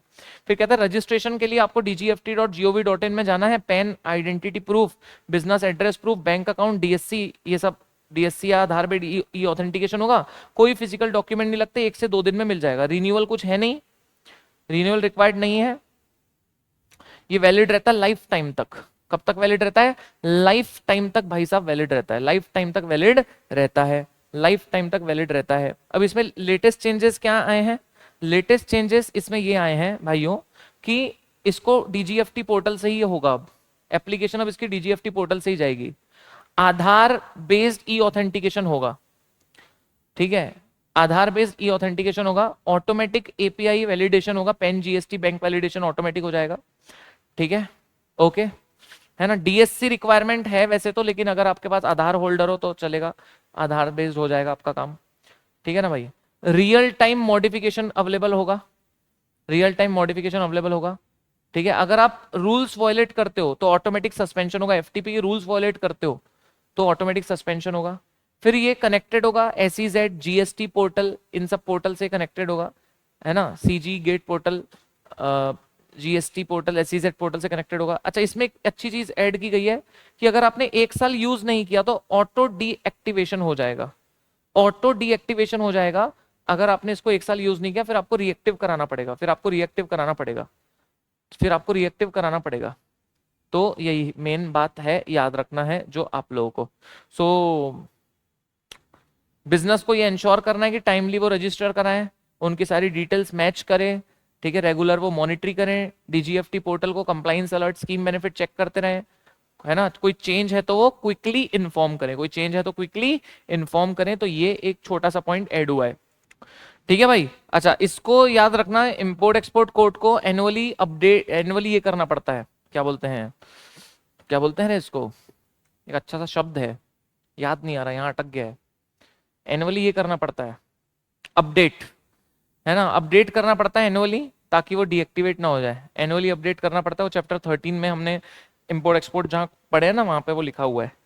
तो ऐसी वाली बात है ना भाई, एनुअली अपडेट करना पड़ता है। और बाकी इंपोर्ट एक्सपोर्ट कोड को हम चैप्टर 13 में भी बहुत डिटेल में, गजब डिटेल में देखते ही हैं वहाँ पे, ठीक है भाई। तो ये आपका एक ऐड हुआ था। अच्छा, मेन है, देखो ये तो आपको नहीं देखने का है, ये तो देखो, ये तो देखो क्या है कि उन्होंने इसके बताए हैं कि कौन कौन से कोड से, मतलब कौन कौन से लॉज मर्ज हुए और उससे कोड बना है। तो ये तो हम ऑलरेडी कोड्स में पढ़ी चुके हैं, यहाँ करने की जरूरत नहीं, उन्होंने दिया है यहाँ पे, लेकिन ये करने की जरूरत यहाँ पे नहीं है, ठीक है। फिर ओके, तो ये सब आपको बाकी की चीजें करने की जरूरत नहीं है भाई, है ना। लेबर लॉज एप्लीकेबल स्कीम भी नहीं करना, बस एक ही टॉपिक आपका बाकी है, खत्म, एक ही टॉपिक बाकी है। तो देखो आपको मॉड्यूल में जो पुराने बच्चे ऐड किया हुआ एमएसएमई की स्कीम आपने देखी, चैप्टर 12 का मैंने बताया वो वाला, अभी तक इंपोर्ट एक्सपोर्ट कोड वाला, और FSSAI वाला। चैप्टर 11 अब्बड़ सर का आपको देखना है, और चैप्टर 13 में छोटे छोटे छोटे चेंजेस है, लेकिन प्लीज वो सुपरफास्ट देख ही लेना। देखो चैप्टर 13 में जैसे मैं बताऊं मेजर चेंजेस क्या हैं, तो मेजर चेंजेस देख चैप्टर 13 में पेन में है कि पेन में ये एक ऐड हुआ है कि मैंडेटरी कहाँ कहाँ पे पेन लगता है, कि ये चीज है छोटी सी, ठीक है। तो मैंने वो पेन को पूरा ही डाल दिया था वहां। फिर यहाँ पे एक दो छोटे मोटे से चेंज है, वैसे तो ज्यादा बड़े नहीं है कोई चेंज, ठीक है। फिर उसके बाद में आपका जीएसटी तो सोमिल सर ने जो करा है वही देख लेना, वो पूरा सोमिल सर से मेरी बात हुई थी, सोमिल सर का जो मैंने लेक्चर दिया सोमिल सर बोले उसमें सब कवर्ड है। ईएसआई में छोटे मोटे चेंजेस है तो वो मैंने वहां कराया हुआ है, वो देख लेना ईएसआई का और इसका, ठीक है ना भाई। तो वो देख लेना मेरे भाई, है ना जी। सो पॉल्यूशन की बात करूं बड़ी, तो पॉल्यूशन में ऐसे जैसे ब्लू कैटेगरी एक है वो आ गया, ये सब एक नया ऐड हो गया ये, तो वो भी एक बार मैंने उसमें जो करा है एक बार पढ़ लेना उसको, ठीक है। सो ऐसी वाली बात है, और क्या, तो वो देख लेना। बाकी तो वो मैंने करवाई दी, इंपोर्ट एक्सपोर्ट कोड का रजिस्ट्रेशन प्रोसेस है वो एक ऐड, मतलब कि वो नया है वो देख लेना, ठीक है ना भाई। सो ऐसी वाली बात है मेरे भाई, ठीक है। बाकी एनबीएफसी में तो आप चैप्टर 8 में पढ़ चुके हो, वही ऐड हुआ है, वो करने की जरूरत नहीं है, ऐसा है। तो चैप्टर 13 में ऐसे कोई मेजर चेंजेस नहीं है, लेकिन हाँ छोटा मोटा मॉड्यूल से कंपेयर करोगे पुरानी तो आपको दिखेगा, इसलिए मैं बोल रहा हूँ सुपर फास्ट मैराथन देख लेना, ये नोट्स रेफर कर लेना, साथ में हो जाएगा काम, ठीक है। तो काम हो जाएगा, एक बार जरूर से देख ही लेना ये वाले चैप्टर का सुपर फास्ट, उसमें सब मैंने सारी चीजें पढ़ाई है, ऐसा नहीं सिर्फ एडिशन पढ़ाया हूँ, पूरा चैप्टर ही कराया हूँ, बट देख ही लेना एक बार का, ठीक है भाई। चलो धन्यवाद। नेक्स्ट है, लास्ट एक टॉपिक है और उसके बाद अब्बड़ सर का वीडियो चलेगा, और अब्बड़ सर का जो है टॉपिक आप लोग देख लोगे चैप्टर 11 का, ठीक है। सोमिल सर का जीएसटी जो आपने आपके लिए टैक्स का लेक्चर दिया हुआ है मैंने, अगर किसी को देखना है वो सोमिल सर का टैक्स वाला लेक्चर, तो मैंने जो टॉपिक वाइज लिंक दिया उसमें भी दिया हुआ है। मैंने एक वीडियो बनाई थी get ready for historic session, जब मैं अनाउंस कर रहा था सुपर फास्ट मैराथन, तो आप यूट्यूब पे डालो get ready for historic session, वो वीडियो को खोलना, उसके कमेंट सेक्शन में मैंने जेआईजेल एसबीएलएल ईसीएफएल के टॉपिक वाइज लिंक दी हुई है। तो उसमें एसबीएलएल में लास्ट में आप देखोगे टैक्सेशन, उसमें सोमिल सर ने जो टैक्स का पार्ट लिया है, एसबीएलएल में भी बहुत जगह टैक्स का आता है ना, तो वो सोमिल सर ने उसका एक सेशन लिया, वो वहां से कर सकते हो आप, ठीक है भाई। ओके भाई, सही है, बड़े आगे खत्म कर दें इसको, चलो ग्रेट है भाई, खत्म कर देते हैं, आ जाओ मेरे यारा, let's go and let's do this. उसके बाद अब्बड़ सर का एक सेशन चलेगा वो देख लेना, ठीक है, खत्म करते हैं, आ जाओ।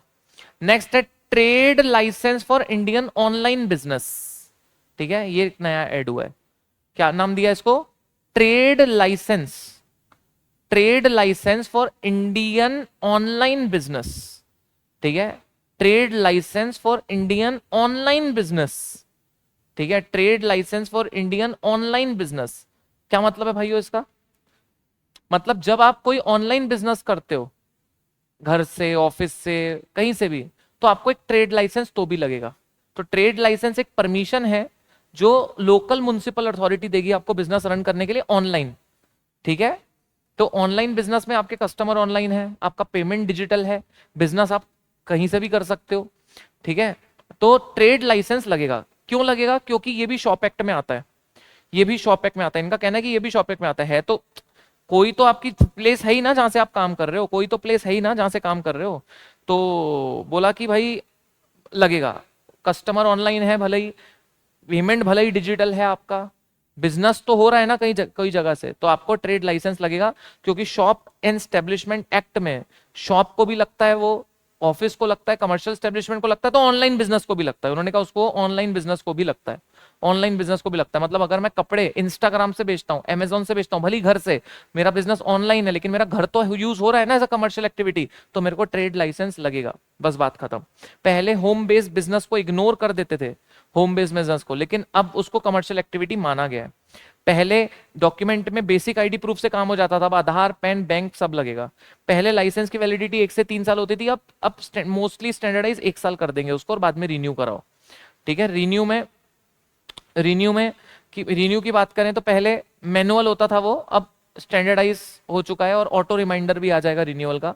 पेनल्टी पहले रेयरली लगती थी, अब एक्टिवली लगेगी, स्ट्रिक्ट लगेगी, है ना। एमएसएमई का पहले कोई लिंक नहीं था, अब उसको उद्यम से इन सब से लिंक कर देंगे। तो अगर आपको मतलब घर से, मैं यूट्यूब पे बिजनेस चलाता हूँ, ऑनलाइन पढ़ाता हूँ बच्चों को, इंस्टाग्राम पे कोई स्टोर चलाता हूँ, होम बेकरी है, तो भी मेरा वो बिजनेस माना जाएगा, और मेरे को ट्रेड लाइसेंस लेना पड़ेगा, नहीं लिया तो पेनल्टीज लग सकती है, फाइन लग सकते हैं, क्लोजर के नोटिस आ सकते हैं। तो ट्रेड लाइसेंस उद्यम से भी रजिस्टर्ड है, तो मेरे को बिजनेस लोन भी मिलेगा, एमएसएमई के लोन भी मिलेंगे, गवर्नमेंट के बेनिफिट्स भी मिल सकते हैं, ठीक है। ओके, फिर बोलता है ऑनलाइन, जब आप ट्रेड लाइसेंस लोगे ऑनलाइन बिजनेस के लिए तो कैसे लोगे, तो आप जाओ म्युनिसिपल पोर्टल पे, आपके म्युनिसिपल पोर्टल पे जाओ, वहां पे आप अपना आधार और पैन से रजिस्टर कराओ, अपने डॉक्यूमेंट्स अपलोड करो और उसके बाद में फीस पे करो जो स्टेट टू स्टेट डिपेंड करेगी, ठीक है। और अपने लाइसेंस रिसीव करो जो आपको 7 से 10 दिन में मिल जाएगा।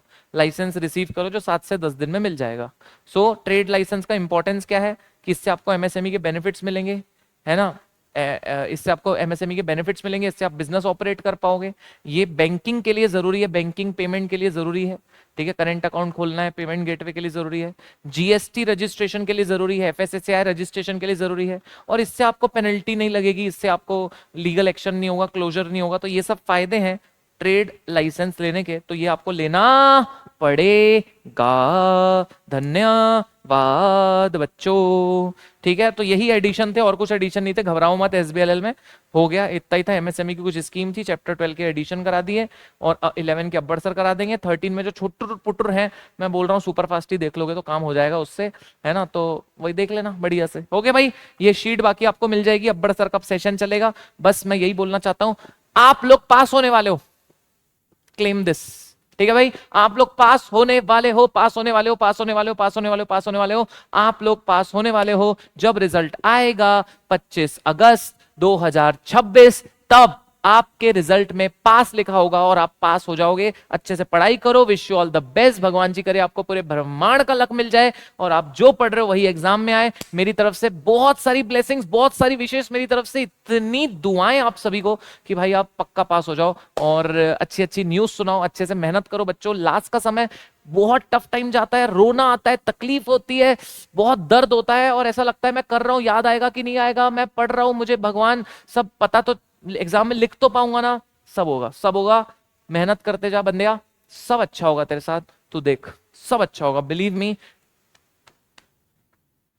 गॉड इज देयर, है ना। वो कुछ बुरा होने नहीं देंगे और अच्छे से होगा। तो आप एकदम अच्छे से अपना बेस्ट दो and just just just do it man, just do it, just do it, just do it.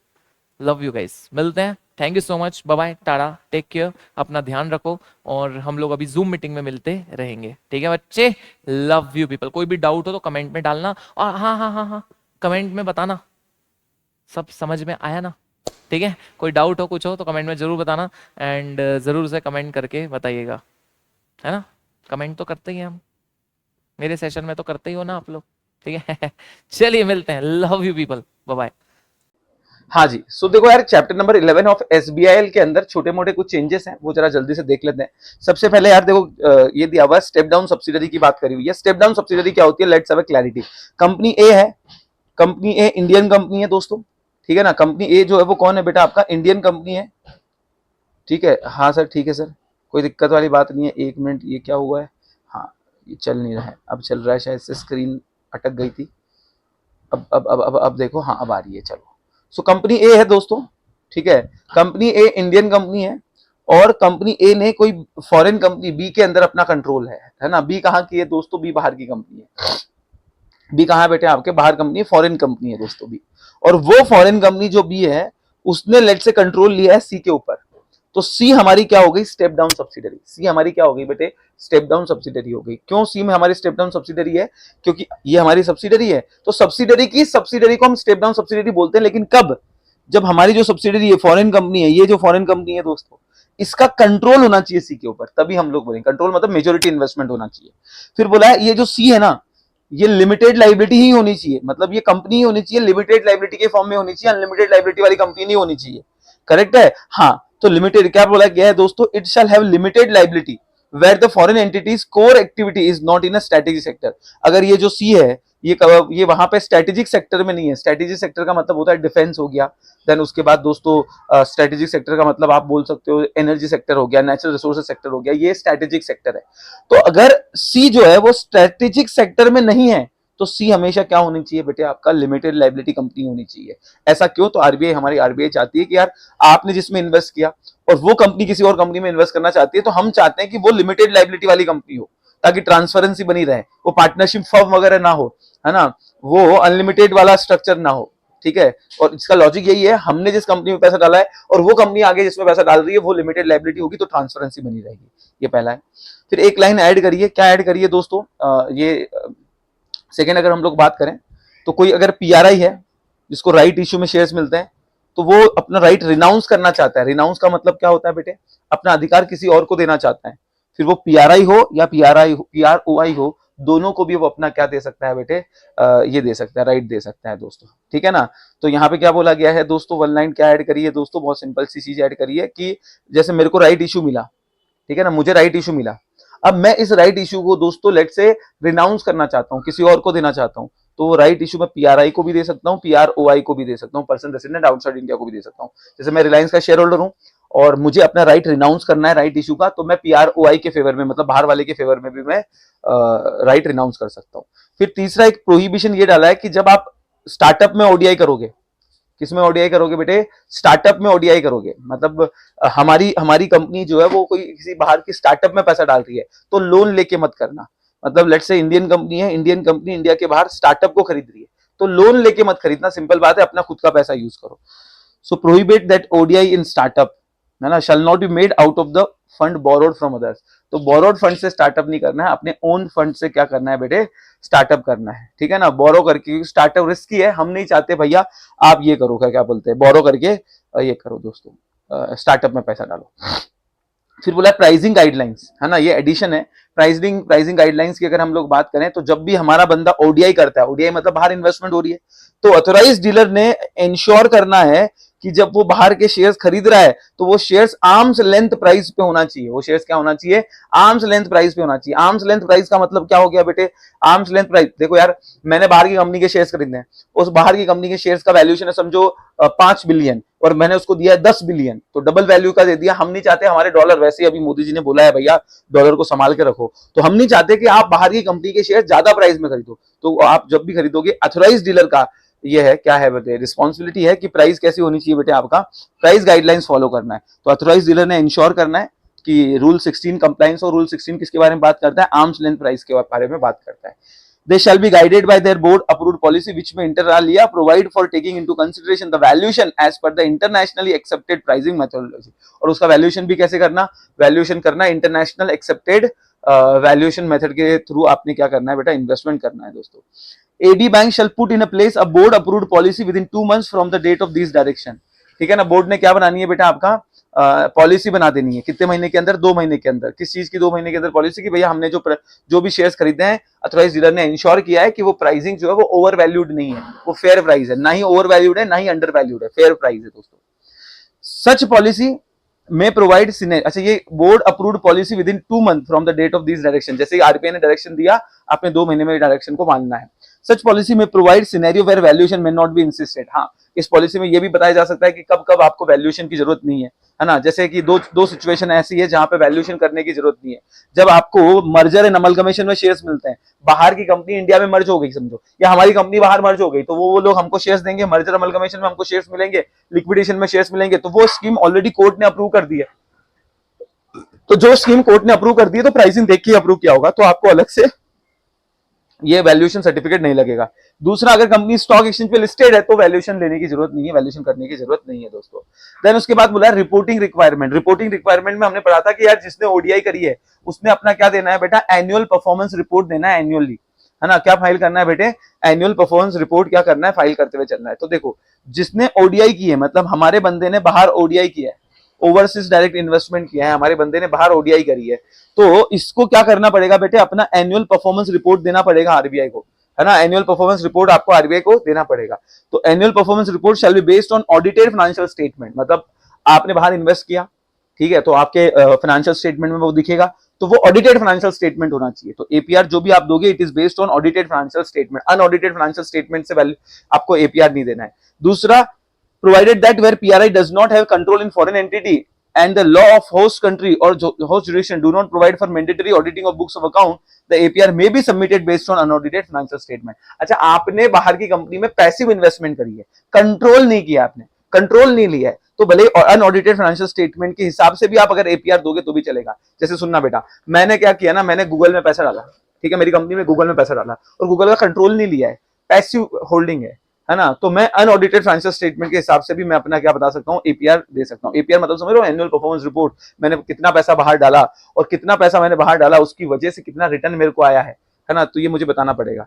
तो एपीआर एनुअल परफॉर्मेंस रिपोर्ट हमेशा ऑडिटेड फाइनेंशियल स्टेटमेंट के हिसाब से देनी है आपको। बट आपने कोई पैसिव कंट्रोल लिया है, पीआरआई ने कंट्रोल नहीं किया फॉरेन एंटिटी को, जैसे 15% 20% ही खरीदा है, कंट्रोल नहीं लिया है। अगर आपका कंट्रोल नहीं है तो आप अनऑडिटेड फाइनेंशियल स्टेटमेंट के हिसाब से भी एपीआर दे सकते हो। फिर बोला if in case more than one PRI has made ODI in the same foreign entity. अगर जैसे यार लेट्स से गूगल है, शुभम अब्बड़ ने वहां पे 20% डाला है, लेकिन शुभम मोदी सर ने 30% डाला है, तो एपीआर कौन अपलोड करेगा? एपीआर अपलोड करेगा जिसका ज्यादा होल्डिंग है। तो in case of more than one PRI has made ODI in the same foreign entity, the person holding the highest stake in foreign entity shall file APR. And अगर holding equal है, 10% मेरा है 10% Modi sir का है, तो हम मिलके क्या फाइल करेंगे? एपीआर फाइल करेंगे। ठीक है, एपीआर के अंदर क्या डिटेल होगा? तो एपीआर के अंदर डिटेल होगा बेटा एक्विजिशन कब खरीदा था, सेटिंग अप और वाइंडिंग अप और transfer of step down subsidiary, है ना, शेयर होल्डिंग पैटर्न, ये सब कुछ आपको बताना पड़ेगा। तो आपको एनुअल रिटर्न फाइल करना पड़ेगा जिसमें आपको फॉरेन एसेट्स और फॉरेन लायबिलिटी बतानी पड़ती है ना। Foreign assets and foreign liability किसको फाइल करोगे? आरबीआई को फाइल करोगे, है ना, रिजर्व बैंक ऑफ इंडिया को फाइल करोगे। ओके, उसके बाद ये चार्ट ऐड हुआ है नया, मतलब नहीं भी करते तो चलता था, है ना। बिजनेस चूज करने के लिए आपको क्या क्या देखना है, मतलब ऑब्वियस सी बात है, सोल प्रोप्राइटर में कितने लोग होते हैं? एक ही लोग होते हैं, वाह। ओनरशिप एक ही बंदे की ओनरशिप होती है। लीगल स्टेटस तो सेपरेट लीगल एंटिटी नहीं है। Setup registration 150 SDG for 1 year, मतलब आपका ये लगेगा शॉप एक्ट लाइसेंस बोल सकते हो, ठीक है ना। तो बाकी कुछ भी यहाँ पे नहीं है, सोल प्रोप्राइटरशिप के लिए कुछ भी नहीं दिया हुआ, आप आराम से बिजनेस चालू कर सकते हो दोस्तों। पार्टनरशिप और एलएलपी कम से कम 2 लोग होने चाहिए, है ना। ओनरशिप ये यहाँ पे हम लोग अगर हम लोग बात करेंगे दोस्तों, तो 2 से 20 पीपल फॉर अ पार्टनरशिप, 2 और more for a limited partnership. तो अगर आपकी पार्टनरशिप है तो मिनिमम 2 मैक्सिमम 20 लोग हो जाएंगे, है ना। और अगर आपकी बेसिकली लिमिटेड लाइबिलिटी पार्टनरशिप है एलएलपी टाइप में, इंडिया के बाहर भी अगर आपको ओपन करना है, तो 2 और मोर कम से कम 2 पार्टनर होने चाहिए।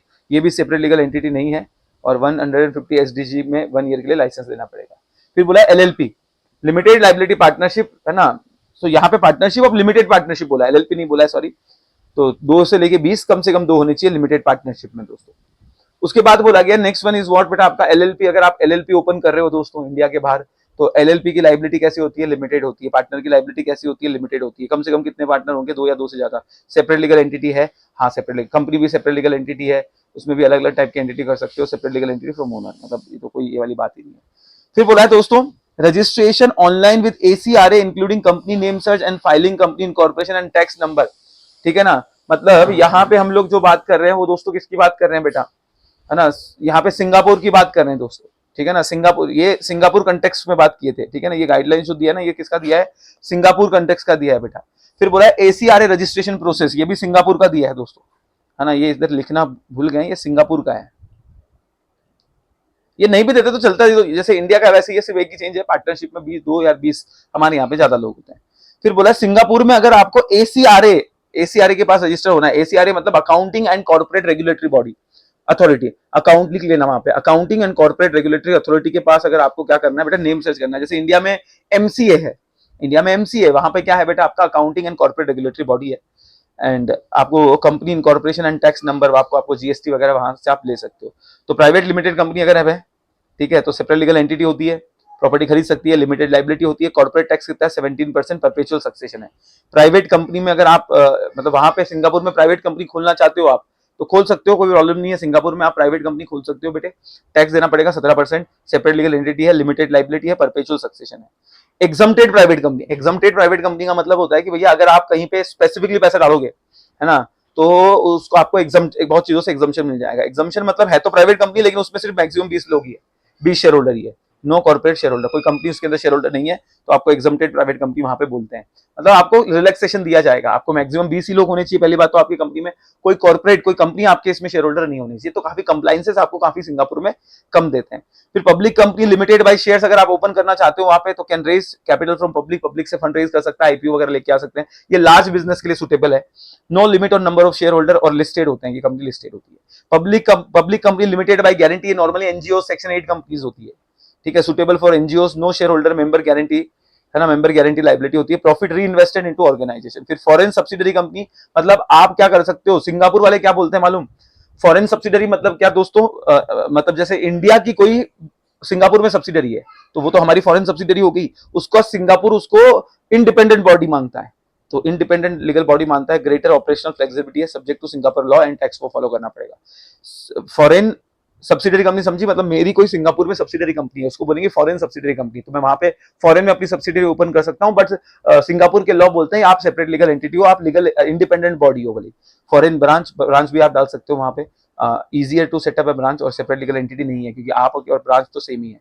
रिप्रेजेंटेटिव ऑफिस मतलब यहाँ पे सिर्फ लाइसेंसिंग के लिए आपने ऑफिस डाला है, मार्केट रिसर्च के लिए ऑफिस डाला है ना। तो licence use for market research और licence can not engage in income generating activity, वहां पे आप कमर्शियल बिजनेस नहीं कर रहे हो बेटे, नो टैक्स ऑब्लिगेशन, यहाँ पे कोई टैक्स ऑब्लिगेशन आपको नहीं लगेगा।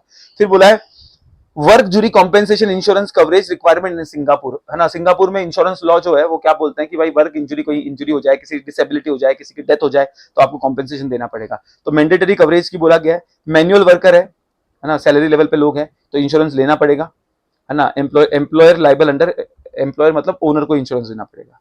फिर बोला नॉन मैनुअल वर्कर है, मतलब स्किल वर्कर बोल सकते हो आप, ठीक है। और उसका अर्निंग जो है वो कितना है बेटा आपका, सिंगापुर डॉलर 2,600 जितना है ना, अप टू 2,600 जितना पैसा कमाता है पर मंथ, ठीक है ना। तो यहाँ पे भी इंश्योरेंस कंपलसरी है और एम्प्लॉयर लाइबल होगा, यहाँ पे भी एम्प्लॉयर को लेना पड़ेगा। अच्छा, उसके बाद बोला गया दोस्तों नॉन मैनुअल वर्कर है, अर्निंग मोर देन 2,600, है ना, ज्यादा है 2,600 ज्यादा है दोस्तों, ठीक है ना। तो उस केस में नॉट मैंडेटरी, वो मैंडेटरी नहीं है रजिस्ट्रेशन, उसका इंश्योरेंस लेने की जरूरत नहीं है, बड़ा आदमी है ना। Non manual worker earning more than $2,600 Singapore dollar. Compliances क्या बोला है, insurance must be purchase from MOM approved insurance, है ना। इंश्योरेंस आपको किससे खरीदना है बेटे, आपका MOM जो इंश्योरेंस पॉलिसी, मतलब वहां की जो इंश्योरेंस पॉलिसी है अप्रूव्ड इंश्योरेंस से खरीदना है। तो MOM जिसको हम लोग बोलते हैं कि भाई जो रेगुलेटेड है, इसको आप बोल सकते हो बेटे रेगुलेटेड है दोस्तों, ठीक है। फिर बोला है coverage must be maintain through out the employment, जब तक वो एम्प्लॉयमेंट में है तब तक कवरेज होना चाहिए। Failure to insurance in eligible employ में रिजल्ट इन फाइन लग सकता है, इंप्रिजनमेंट हो सकती है। इससे नहीं ज्यादा करके आपको क्वेश्चन जो है वो ऊपर वाले से ही आने वाला है। फिर अगर बिजनेस आप ऑस्ट्रेलिया में चालू करना चाहते हो, ABN, ऑस्ट्रेलिया में तो क्या है बेटा आपका ABN है, ठीक है ना। ऑस्ट्रेलियन बिजनेस नंबर आपको लेना पड़ता है। तो to run business one need to register the business, this make sure the business get tax at right rate, avoid penalties and protect brand reviews, ठीक है।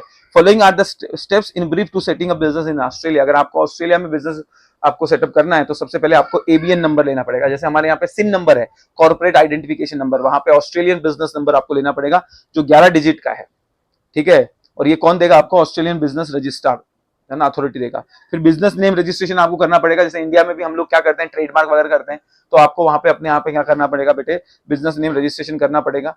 Disguise your business from others, तो वो differentiate करेगा आपका धंधा दूसरों से, और ये कौन देता है, Australian security and investment commission. फिर लाइसेंस एंड परमिट लेना पड़ेगा, वो इंडस्ट्री टू इंडस्ट्री डिफर करती है, अगर फूड इंडस्ट्री में तो फूड लाइसेंसिंग लगेगी, है ना। रेलवेज में आप डालना चाहते हो, रेलवेज में तो अलाउड नहीं करेंगे, लेकिन फार्मास्यूटिकल में डालना चाहते हो तो उनके लाइसेंस लगेगी, वो लोकल काउंसिल। फिर बोला company registration, if choosing a company structure registered as a separate legal entity, आपको सेपरेट लीगल एंटिटी में क्या करना पड़ेगा, रजिस्टर करना पड़ेगा दोस्तों, ठीक है ना। ये भी कहाँ पे, ASIC मतलब Australian securities and investment commission.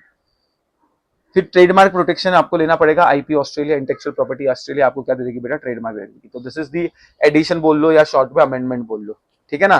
तो this is the chapter number 11 का एडिशन, और हम लोग बोल सकते हैं शॉर्ट अमेंडमेंट है। आई होप सो आपको समझ में आ गया होगा, और ये ऑलरेडी शॉर्ट दिया है तो मुझे नहीं लगता इसको लिखवाने की आवश्यकता है, क्योंकि ऑलरेडी कंसाइज फॉर्म में दिया हुआ है, ठीक है ना।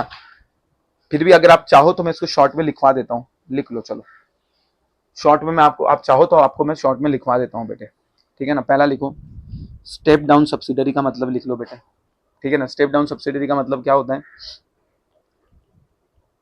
Foreign entity subsidiary having control,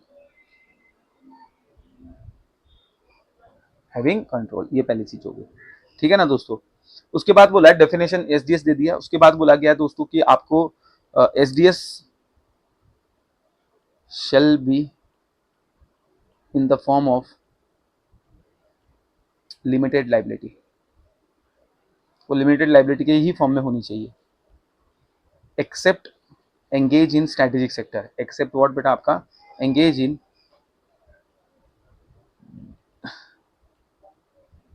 strategic sector, ये पहला है। दूसरा अमेंडमेंट, अमेंडमेंट एडिशन जो भी बोलना है बोल लो। फिर बोला गया कि दोस्तों दूसरा अमेंडमेंट है, PRI can renounce his right his right to PRI, now his right issue बोल लो, राइट शेयर्स बोल लो, नॉट राइट इशू भी मत बोलो, राइट शेयर्स बोलो, his right shares to PRI और PROI। इसके लिए आपको कोई लॉ फॉलोइंग की जरूरत नहीं है। तीसरा, ODI in startup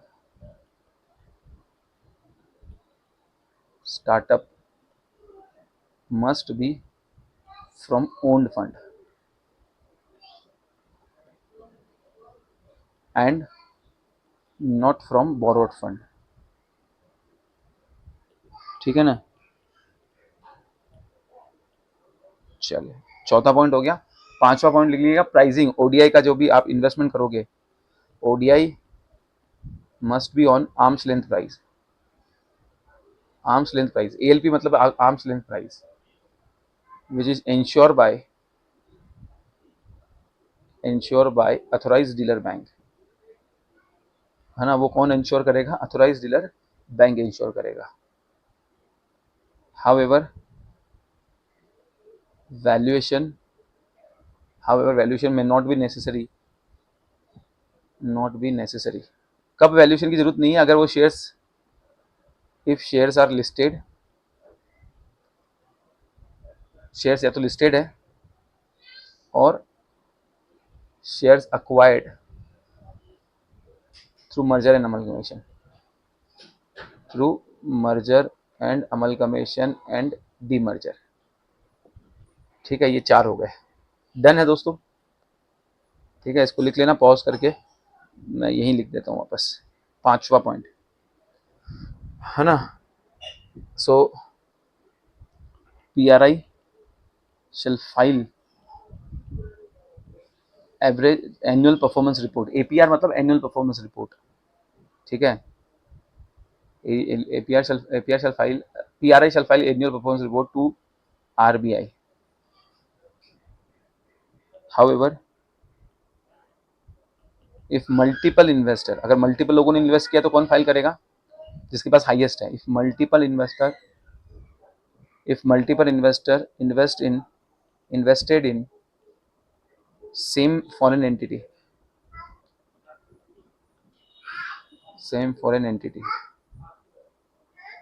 then investor holding highest stake must file APR, and in case of equal holding है तो जॉइंटली फाइल करेंगे। इन case of equal holding file jointly, तो जॉइंटली फाइल करना पड़ेगा। ठीक है, देन उसके बाद फाइलिंग ऑफ FLA रिटर्न। तो आपको FLA रिटर्न तो हमने देखा ही है, फॉरेन एसेट्स एंड लायबिलिटी का रिटर्न आपको फाइल करना पड़ेगा। अच्छा, तो ये 5 हो गए। तो ये, और उसके बाद तो ये जो है ये तो एज इट इज है, ये तो इसमें कोई शॉर्टकट करने की मतलब यही नहीं है ना। इसमें कोई शॉर्टकट करने की जरूरत नहीं है दोस्तों। तो ये तो आपने एज इट इज शॉर्टकट ही है, तो बाकी के मैंने शॉर्टकट कर दिए हैं आपको। ठीक है, तो ये 5 पॉइंट और बाकी के 2 जो 3 टेबल है, वो 3 टेबल आपको देखते हुए चलना है। ठीक है बड़ी, ये लिख भी लेना आप, टेबल में लिख भी लेना आप। ठीक है ना। चलो, या करा देता हूँ। चलो यार छोड़ो, तुम भी क्या याद रखोगे यार भाई। तुम्हारा क्या है कि भाई सब कुछ करा ही दो सर, खुद से लिखने का हमारे पास वक्त नहीं है, और वक्त होगा भी तो हम नहीं लिखेंगे। ठीक है, चलो आदत मैंने ही लगाई है तुमको इस बात की, but I am proud of that. 6 point लिख लेते हैं। Choosing business in Singapore, choosing business in Singapore.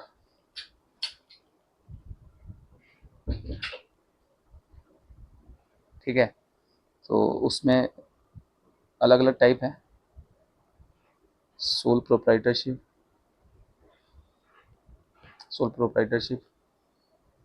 Partnership,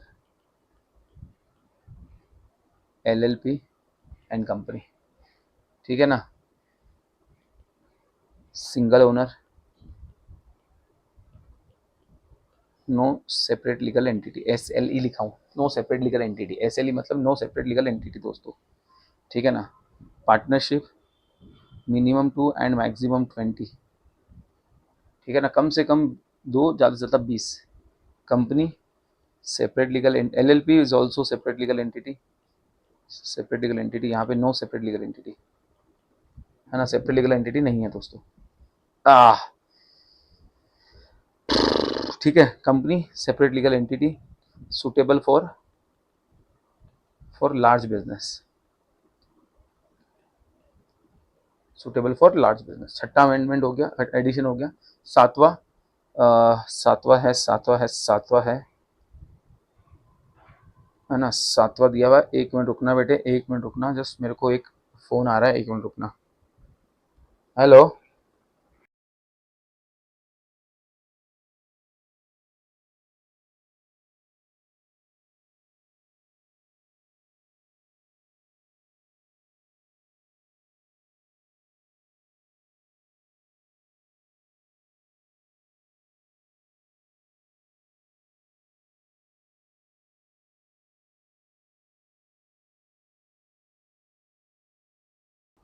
हाँ जी, डन है।